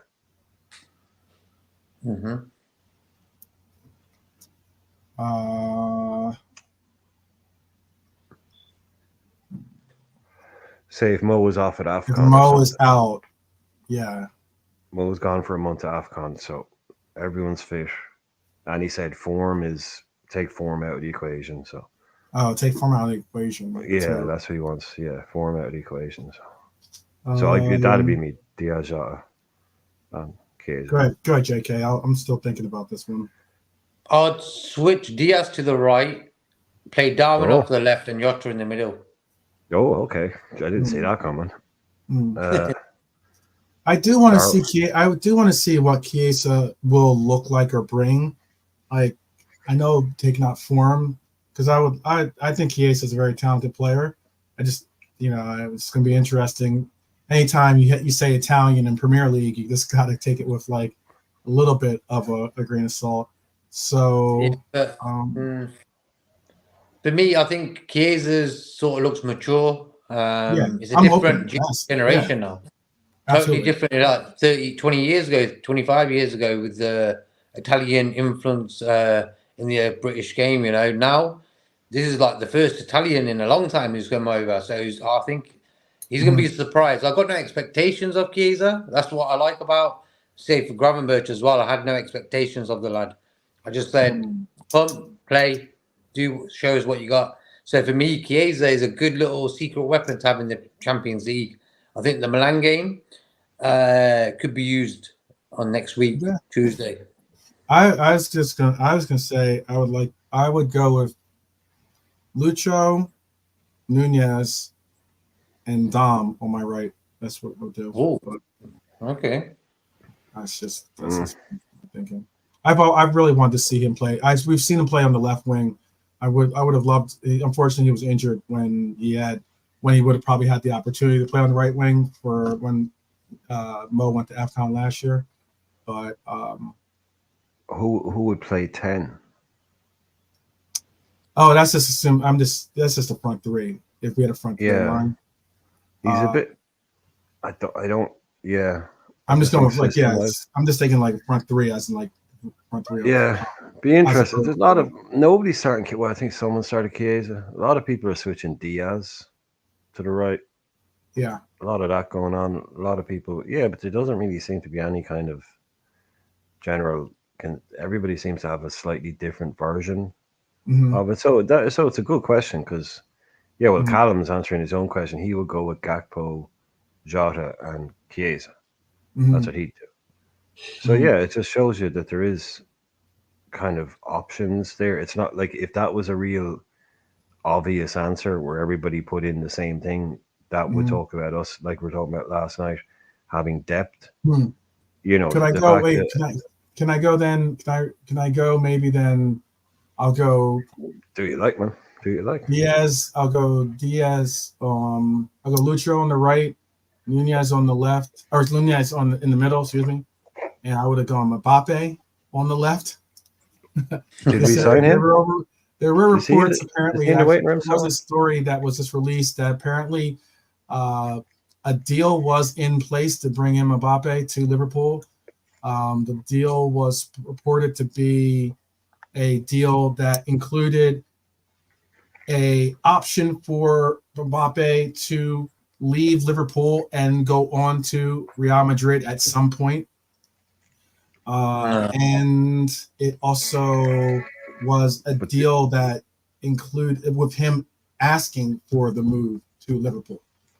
That was the report actually out there. But that was in 2020, right? Yeah. Yeah, that's important. But that was 4 years ago, not this summer. Well, that's the famous helicopter ride. I mean, everybody remember like the one where we went to Monaco. John Henry, they went up in a helicopter with the agent. They had a nice, they met him, and that was that. It was really close. Oh, by the way, really, Callum, really I'm not forgetting Jaden. Is I'm looking forward to seeing that young man get his health together. He is still on the books for us. Someone that noticeably did not go out on loan. So talk about dance. Oh yeah, no, it's just funny. That's one of those you talk about sliding doors moments. Like we were that close to Mbappe. We were that close. But it would have been incredible. It would have been incredible. Changed. But like you say there, and that was the important bit, like an agreement almost that he would be going to Madrid at some point and all of that. Yeah. But we would have been saying, getting him at 18. But even then I would say, look, get this guy for 4 years. I can handle it if he leaves, if I know that's the end game for him. But you wouldn't have wanted the whole. This would have been his last year. We would have been cool. Then I would have been cool with it. That's the way it's going to be. Cool. Yeah, no, I thought it showed ambition from the club at the time to go after somebody that, and we also tried to buy Thomas Lemar, who at the time going to Atletico Madrid for nearly 80 million and was one of the worst signings of all time. Yeah, we definitely missed that bullet.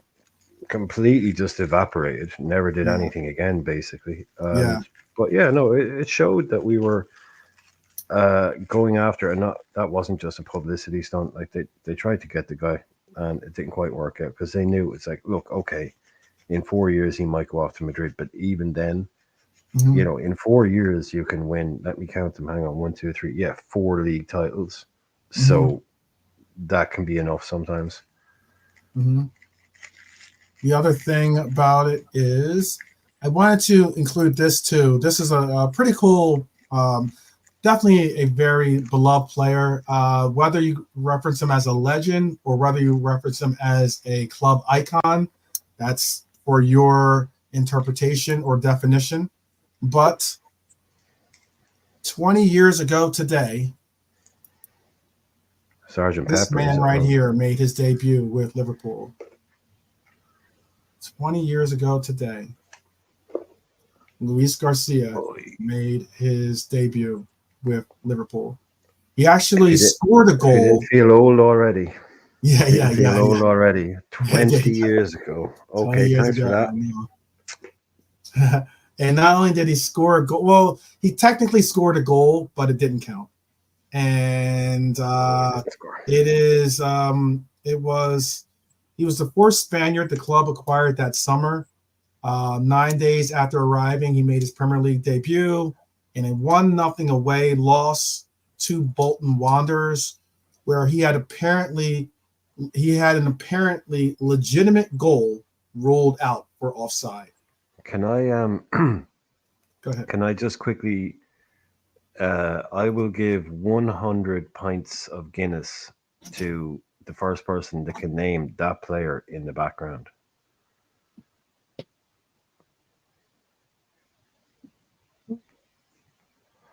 I'll send them to you on Venmo. The first person who can tell me who that player is behind Garcia. You don't want to definitely put that out there because he might get someone to get that one right, and then all of a sudden they're swimming in Guinness. I'm pretty sure you can send Guinness over the internet. I've checked. You can send it over the internet. You just need like a tap thing on the end of your phone. What's that? Torben. Is it Torben? That's how you go. Yeah, I'm going with that. I'm going Torben. Or is it that guy with the surname begins with K? What was his name? Kavarma. Bjorna Torm Kavarma. Well, he's drinking the Guinness already. That's probably why he's not here.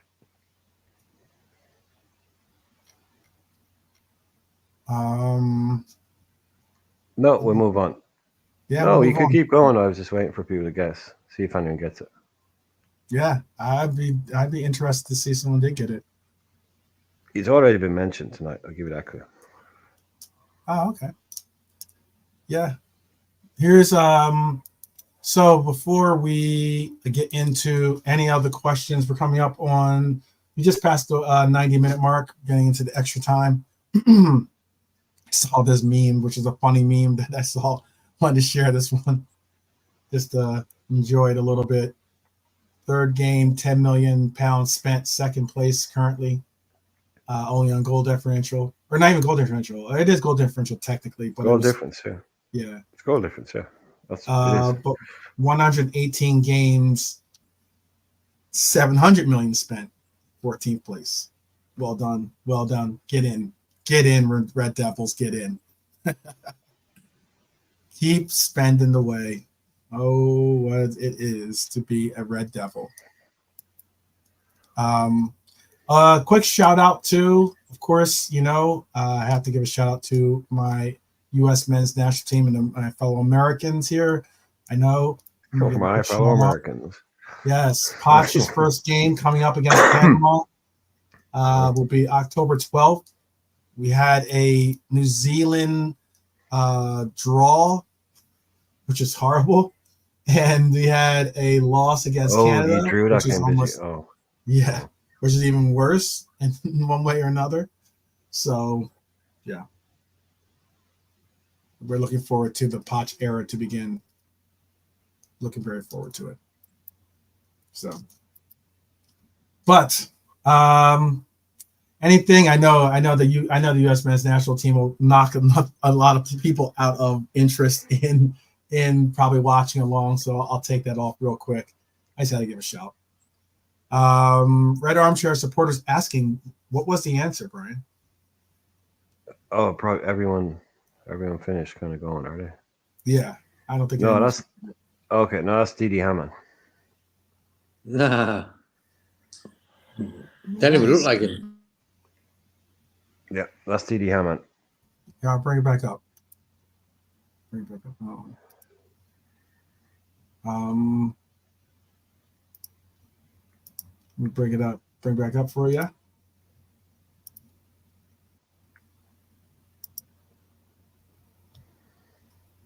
Yeah. That's a good call. It's very difficult to see, but That's DD. I believe you. I That's totally DD. believe you. I totally believe you. He looks like Hoopier in a weird way. When you look at his Hope you'd face. have that real bleachy yellow look. Everyone's hair back in your.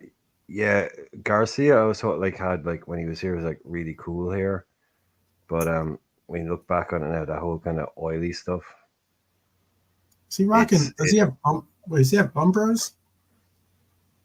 What kind of cleats does he have? I think they're Umbros. Looks like Umbros. Wow. But I can't say I don't know that X thing, but you can see the yoke on the side. But definitely, Yeah, it looks like on the side it looks like Umbros. Either that or maybe Lottos, but I think it's Umbro. Pop's got it.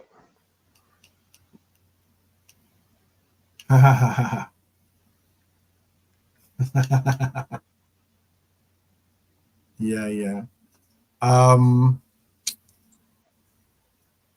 I don't know if those are, but yes, big up.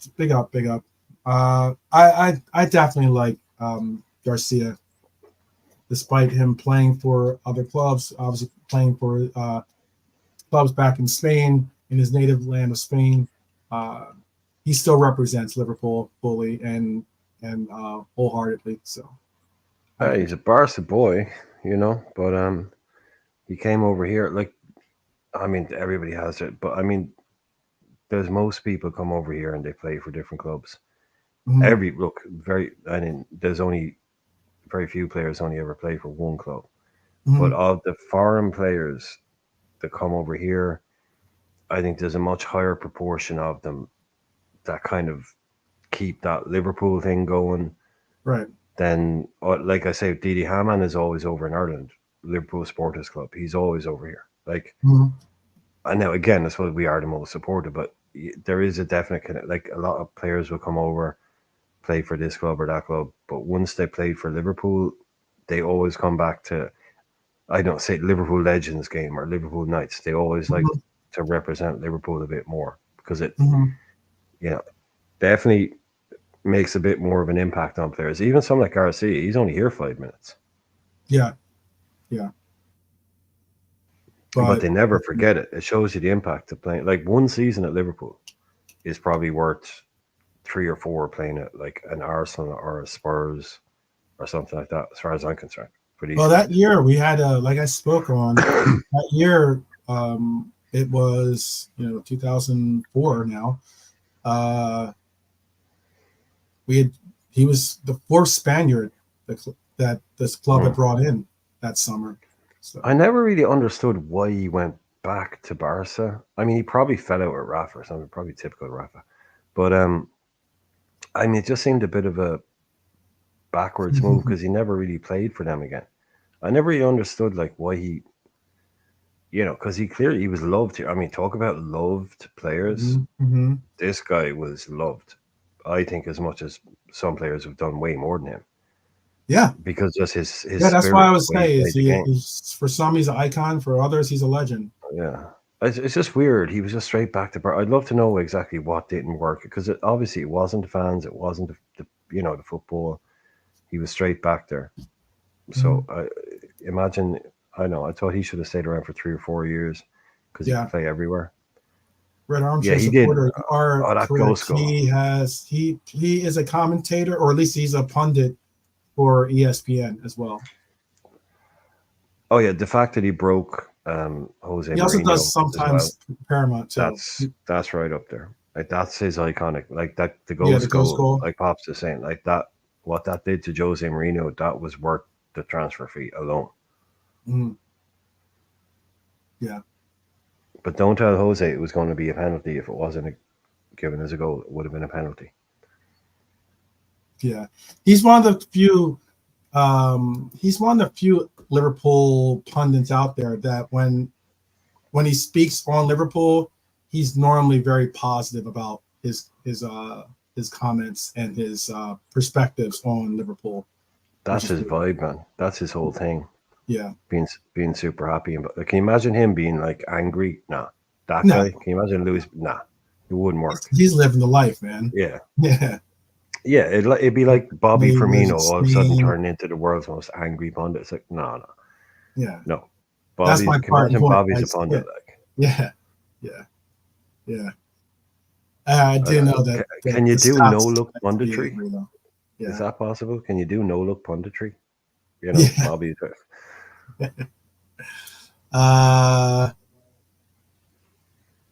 Yeah. He possibly. I don't know. I don't know if he did drink sangria or not, but he is definitely a thorough, proper red for sure. I definitely enjoy seeing. There's some pundits I enjoy seeing, and Garcia is one of them. You definitely, you're gonna get at least someone in your corner when it comes to having to listen to some of these pundits out there. But is there anything you guys wanted to bring up before we bounce out of here? I know that we're slowly but surely, uh, you know, rolling down the tarmac here.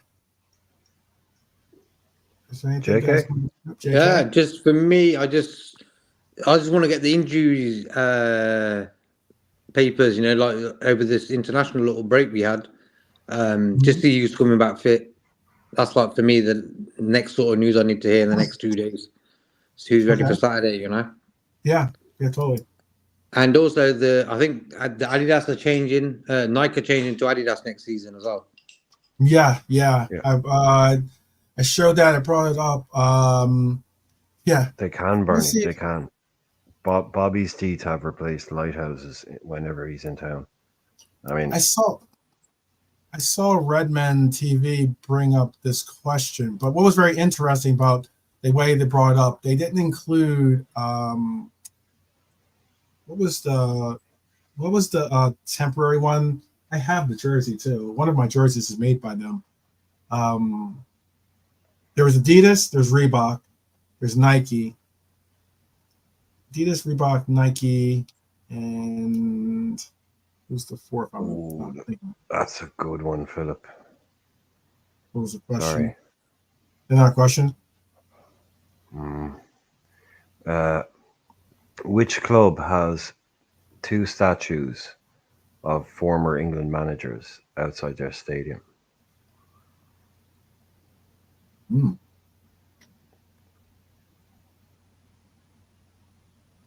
I'm taking you know the answer to this one.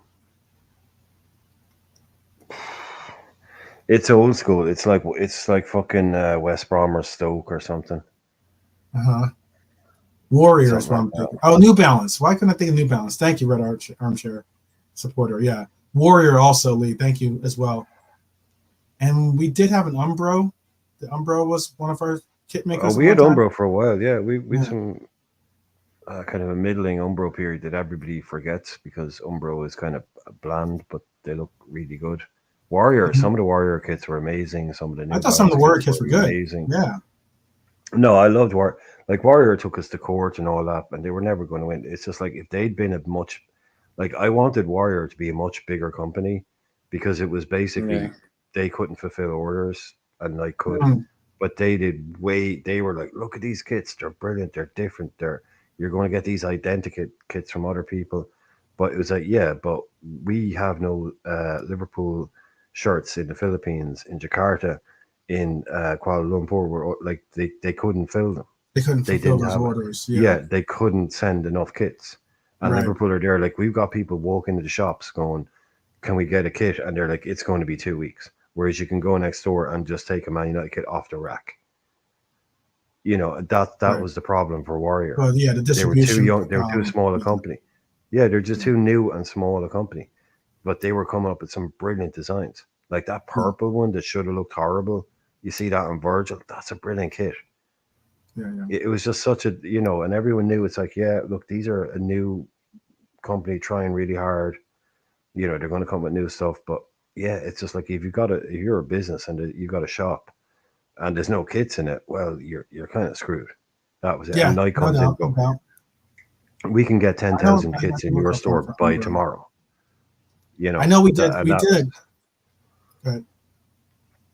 Sorry. No, that was just the thing, that was just like, and New Balance was good as well. New Balance was a really good kit, mate. Yeah, New Good Balance. design. I have I think the blackout kit. I have the blackout kit. I love that kit.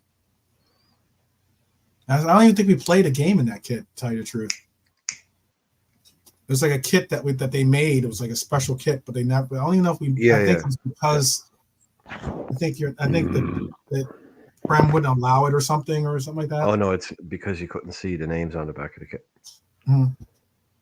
Or the numbers, sorry. Numbers. Mm-hmm.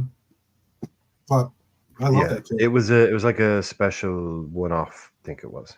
Mm-hmm. Yep. I only Yeah.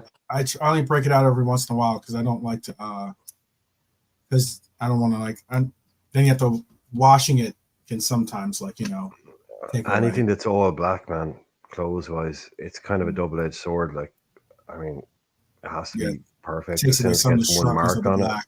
Yeah. yeah, it's good. The easiest thing in the world is like it gets dirty. It's immediate. It's just like, yeah, it is not going to be. It's going to be one of those kits like in 20 years where it's like, oh, I've got that. I got If that. you had okay, so you have a podium. I'll make this the last question. We got Are we about 10 getting? Are we getting an answer from Philip? But I'm going to stick with my Stoke. Oh, okay. No, I'll give you three teams: Leeds, Arsenal, Ipswich. Okay, Ipswich. Ipswich. I'll go with Ipswich.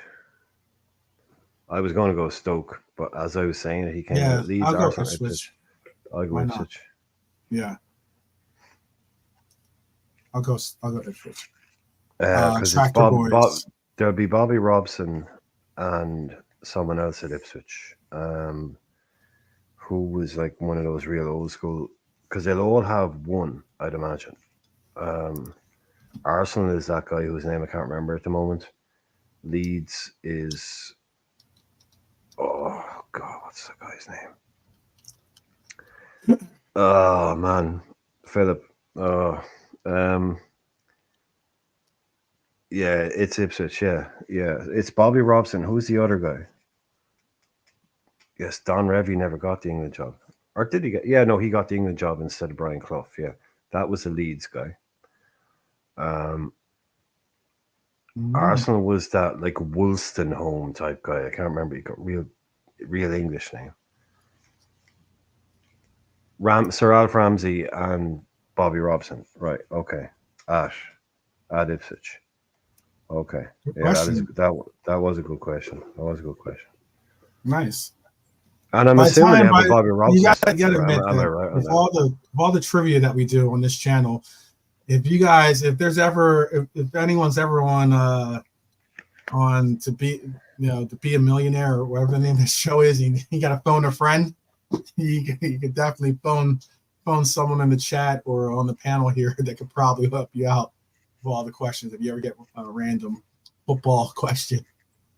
Because Yeah, I like questions that you have to work out. I like questions that you can work out. You know that you don't know the answer to it, but you think you can work it out. Those are the best questions. And that was a really good version of that. It's not like, oh, I don't know that or I know it. It's like, okay, I don't know it, but I think I can work it out. Those are good. Like, that's a really, really good one, Philip. A nice one. This is a last question for you guys. This is my last question before we bounce out of here. About 5, we have like 7 minutes before the 2-hour mark, so we got a little bit of time here. I'm going to ask you this. Podium these 4 kits with one not making the cut, obviously. So podium means gold medal, silver medal, bronze, and then someone does not make the cut. We have, let me take down the question. We have, this is we're talking about kits. I can make it big. Let me make it big so you can see them. Full screen here. We have the New Balance kits. We have the Adidas kits. We have the Nike kits. And we have the Reebok kits. What would be your podium, and who would be your odd man out on the kits? Do you have a preference, Is it? Irishman? Do you mean like those actual specific ones or those manufacturers? Because they're 4 different. They're Yeah, all red. let's just go with these particular 4. Let's just go with these 4 kits. The kids. Okay. Yeah. But I mean, like Yeah. originally, I think the original question was like, who was your favorite kit maker? And these just happen to be the pictures that they use for the question. But whichever, I don't know if that's easier for you or not. No, I just out of those 4. If I was picking those 4, I obviously the green wouldn't kind of make it. I mean, that's a Well, you great can do kit. if you want to do. If it's easier, do it the other way. The Irish colours. Do it the other way. Just do like this is just a reference, a reference, to key back to the kits. But who was your favorite? Favorite ones out of 4? Are they all 4 different ones? Are they? Yeah, they are all different. Okay, yeah, okay, cool. Can you show the other ones quickly again? Yeah, I'll show you. The New Balance. Yeah. Here's a New Balance one. Mm-hmm. Yeah. Here's the Adidas one. Mm-hmm. Here is the Nike one. And here is the Reebok. Okay. If you need me to go back to one, just tell me which one you want to see. Yeah, like for me, I'll go from 4th to 1st. I'll go New Balance 4th, this Reebok 3rd. I actually like that Nike one a lot. New Balance 4th. So yeah, this one doesn't make the cut. Then Reebok gets 3rd, you said? Yeah. 3rd is Reebok. Okay. And then silver, I love both of them kits there, especially that cream one. But for me, I'll give the silver to the Nike and then gold to the Adidas. Oh wow! Okay. I love that kit there. I love that one there. Yeah, let's just do these green kits. I mean, whichever way was easier for you guys, I didn't really mind. I love that kit there. Cool. That is a cool kit. It's because it's that red? It's that light. Is it because it's long sleeve? Is that why? It's the red. No, it's the red. It's the red. It's the red. Yeah, it's the red. It's a color. It's the perfect Liverpool. Like color. the New Balance one is a bit. Yeah, it is. It's the Liverpool color. Exactly. Well, yeah, the red in this is like a exactly red. Spot on. It's spot on. Basically, it should be called Liverpool red. Basically, whatever that one is, should be called Liverpool red. Hunter red or blood red or something like that or something. Just darker. Yeah, because like and he's wearing the long sleeve shirt stuff underneath it as well. No, I go with JK. I think that one is just a bit too bland. It's a classic kit, the New Balance one. So I'd leave that off. I see you, Lee. I'd leave that off my podium. So New Balance will be in the 4th kit. But the more I looked at that Reebok one, like there's nothing better than a sash on a kit, and we don't do sashes. And we very, very, very sneakily and very cleverly put a sash on our kit there. Mm-hmm. And they should be applauded for that. It's broken up by Carlsberg, but we've still done it, and we don't do that. So that's actually, the more I look at that kit, the more I like it. So that's going into the 3rd one. And then, Nike in 2nd for... just that overall vibe on that is great. And then, to me, that's a classic. Like Adidas. Adidas, Liverpool, the colors bang on, the stripes are bang on, and you've gone and put Fernando Torres in it. So. There you go. But no, it is. The only thing like we talked about, like I'd move the Adidas badge over to the left. That would be it. Yeah. But that's a classic Nike. They're all classics. Yeah, that Reebok kit, man, that is going. Everyone's got Adidas first. Everyone's got Adidas first. That's really underappreciated. That sash, I mean, that's pushing for 2nd. To be honest with you. Yeah. Everyone's got. Well done to him. Well done to him. I like our Reebok kits. They're pretty good, actually. They're out the game now, aren't they? Reebok. I don't think they do anybody anymore. I mean, they used to be like one of the kind of minor but I don't think like it used to be the Reebok Stadium at Bolton. Mm-hmm. But I'm not even sure if they're one of the kind of the kit manufacturers anymore that are in the game. They used to get they pick up the odd team. Mm-hmm. But I think we were we were definitely the biggest team they ever got when Reebok got us, basically. they had that was kind of when they were at their peak. I'm not even sure if they're making kits these days. But they had some decent ones. Oh yeah, nice. But that green one, Which red one do you I have? would love that. By the way, which one? The New Balance or the Adidas? Lee says he bought a black 2010 Adidas shirt off eBay with silver trim. It's banging, nice. Take a pic of it and send it and share it with us sometime. That's what Callum is asking. Do you prefer a brighter red top or more of a dull red? Which is like somewhat what of the two that that Torres red. That Torres red, yeah. That's the red. There's that red, and then there's this New Balance shirt. I think I have this shirt actually. I think I might have this kit. That's a nice, that's really nice classic. That's the one where it's like nice it has collar. Like buttons. Like there's buttons that you can button up. Yeah, I like that. Exactly. It's a nice collar. It's a nice classic symbol. Like I've always said, it's impossible, like or it should be. It should be impossible to get a Liverpool home kit wrong because it just needs to be red. You put the badge, you put the sponsor. You can have fun with the other ones, but the home kit, keep it simple.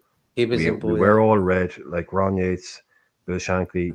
You dress in red, you look bigger. That's what it's all about. Keep it simple and make the guys look huge. And then you can have design stuff with the other ones and have fun with that. I'm surprised. I'm surprised though. No one put this one as a gold one. To be honest with you, so I know a lot of people love this kit. This was very popular. This was like this kit sold out and was very difficult to get afterwards. I'm sure all our kits sell out. I'm sure they all sell out. It's not about sales. I mean, if you're asking, not all of them do, but no. But if you're asking people whether it's what's the nicest kit, and you say, well, that as in you had to be. This kit was on back order for the number of a lot of kits. But was that Torres kit on back order? What? The Torres kit you showed, was that on back order? Did that sell out? I just know that this kit was so that's what I'm saying. But if that's selling, let me say, this kit was apparently the all-time selling kit. It was like so Nike couldn't keep up with the demand, and Nike's a big company, obviously, but they couldn't keep up with the demand for this kit, so they had to put people on back order. It was like, so that's a list of the top selling kits. You're asking us which we like, which are nicer. So it's a list of top selling kits. I'm just stating a point, Brian. Jeez. No, I know you are, but I mean, you're bringing up sales. I know I'm bringing up sales, Brian, as in like obviously people liked it. but the people in this chat didn't. Because this kit wasn't worn that much actually. This is like the third kit that year. This was the third. Yeah, kit. No, that was our third kit. Yeah. So. And it's a rarity that like, a third kit does better than your traditional red kits. Like, that's a rarity and stuff too. I don't think it is for us because that's like what I said. We only bring out these standard red kits. So when we bring out really nice classic ones that are on, so you might say, okay, it was on back order for 2 weeks, right? And the main kit wasn't. But what if you took a different statistic and said, well, we manufactured 10 million red shirts and we only manufactured 200,000 cream shirts? That might tell you why it's on back order. So it's when we bring out a classic shirt like that are on limited availability, that's why they sell out really quick, because it's like, that's a deadly shirt. Everybody gets the red one, but that's a really classic second or third kit, but they only make a limited number of them, so they sell out really quickly, and that's why they're on back order. You can get all the red shirts you want. There's other numbers involved. There's other ways of looking at that as well.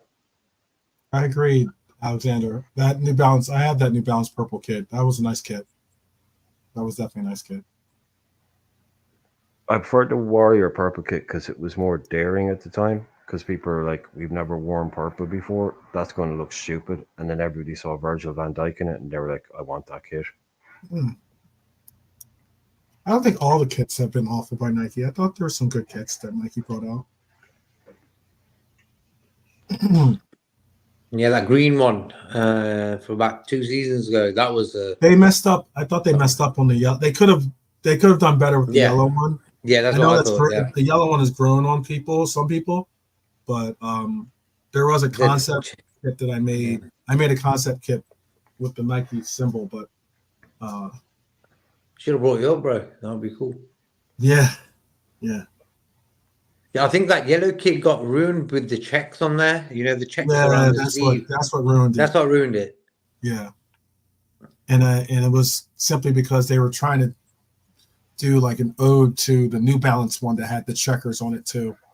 I'm just like, man, that was not a good call. It looked too Ronald McDonald-ish, but all the same. Shout out to Joey there, repping. Designers getting paid too much money. Yeah, nothing to do. Exactly. If you give a designer a blank sheet and you say, "Look clever," they'll come up with stuff that they don't they'll need. come up with something. You don't need it. This whole like, oh, there's a silhouette of something on the back that's representative of something else. Come on, man. People are going to be wearing these playing 5-a-side and throwing them into the washing machine. You know, they're not works of art. Keep it simple. Yes. But they have to earn their money. Like, you have these people that come out, oh, we named our tech company tech.com, and we paid £2 million for a consultancy company to come up with the name tech.com. I mean, you give these people money, they act like they have to earn it. Just look at that shirt. Keep it simple. And don't start trying to tell us stories on our shirts. We don't need it. You know, it's just not necessary. It's weird. They all do it now. A silhouette of something under the shirt that represents, I know, it's Liverpool's local Jamaican community or Arsenal's sewing heritage. All these weird things they come up with. They go under the radar, but they're very strange, and they're happening at every club.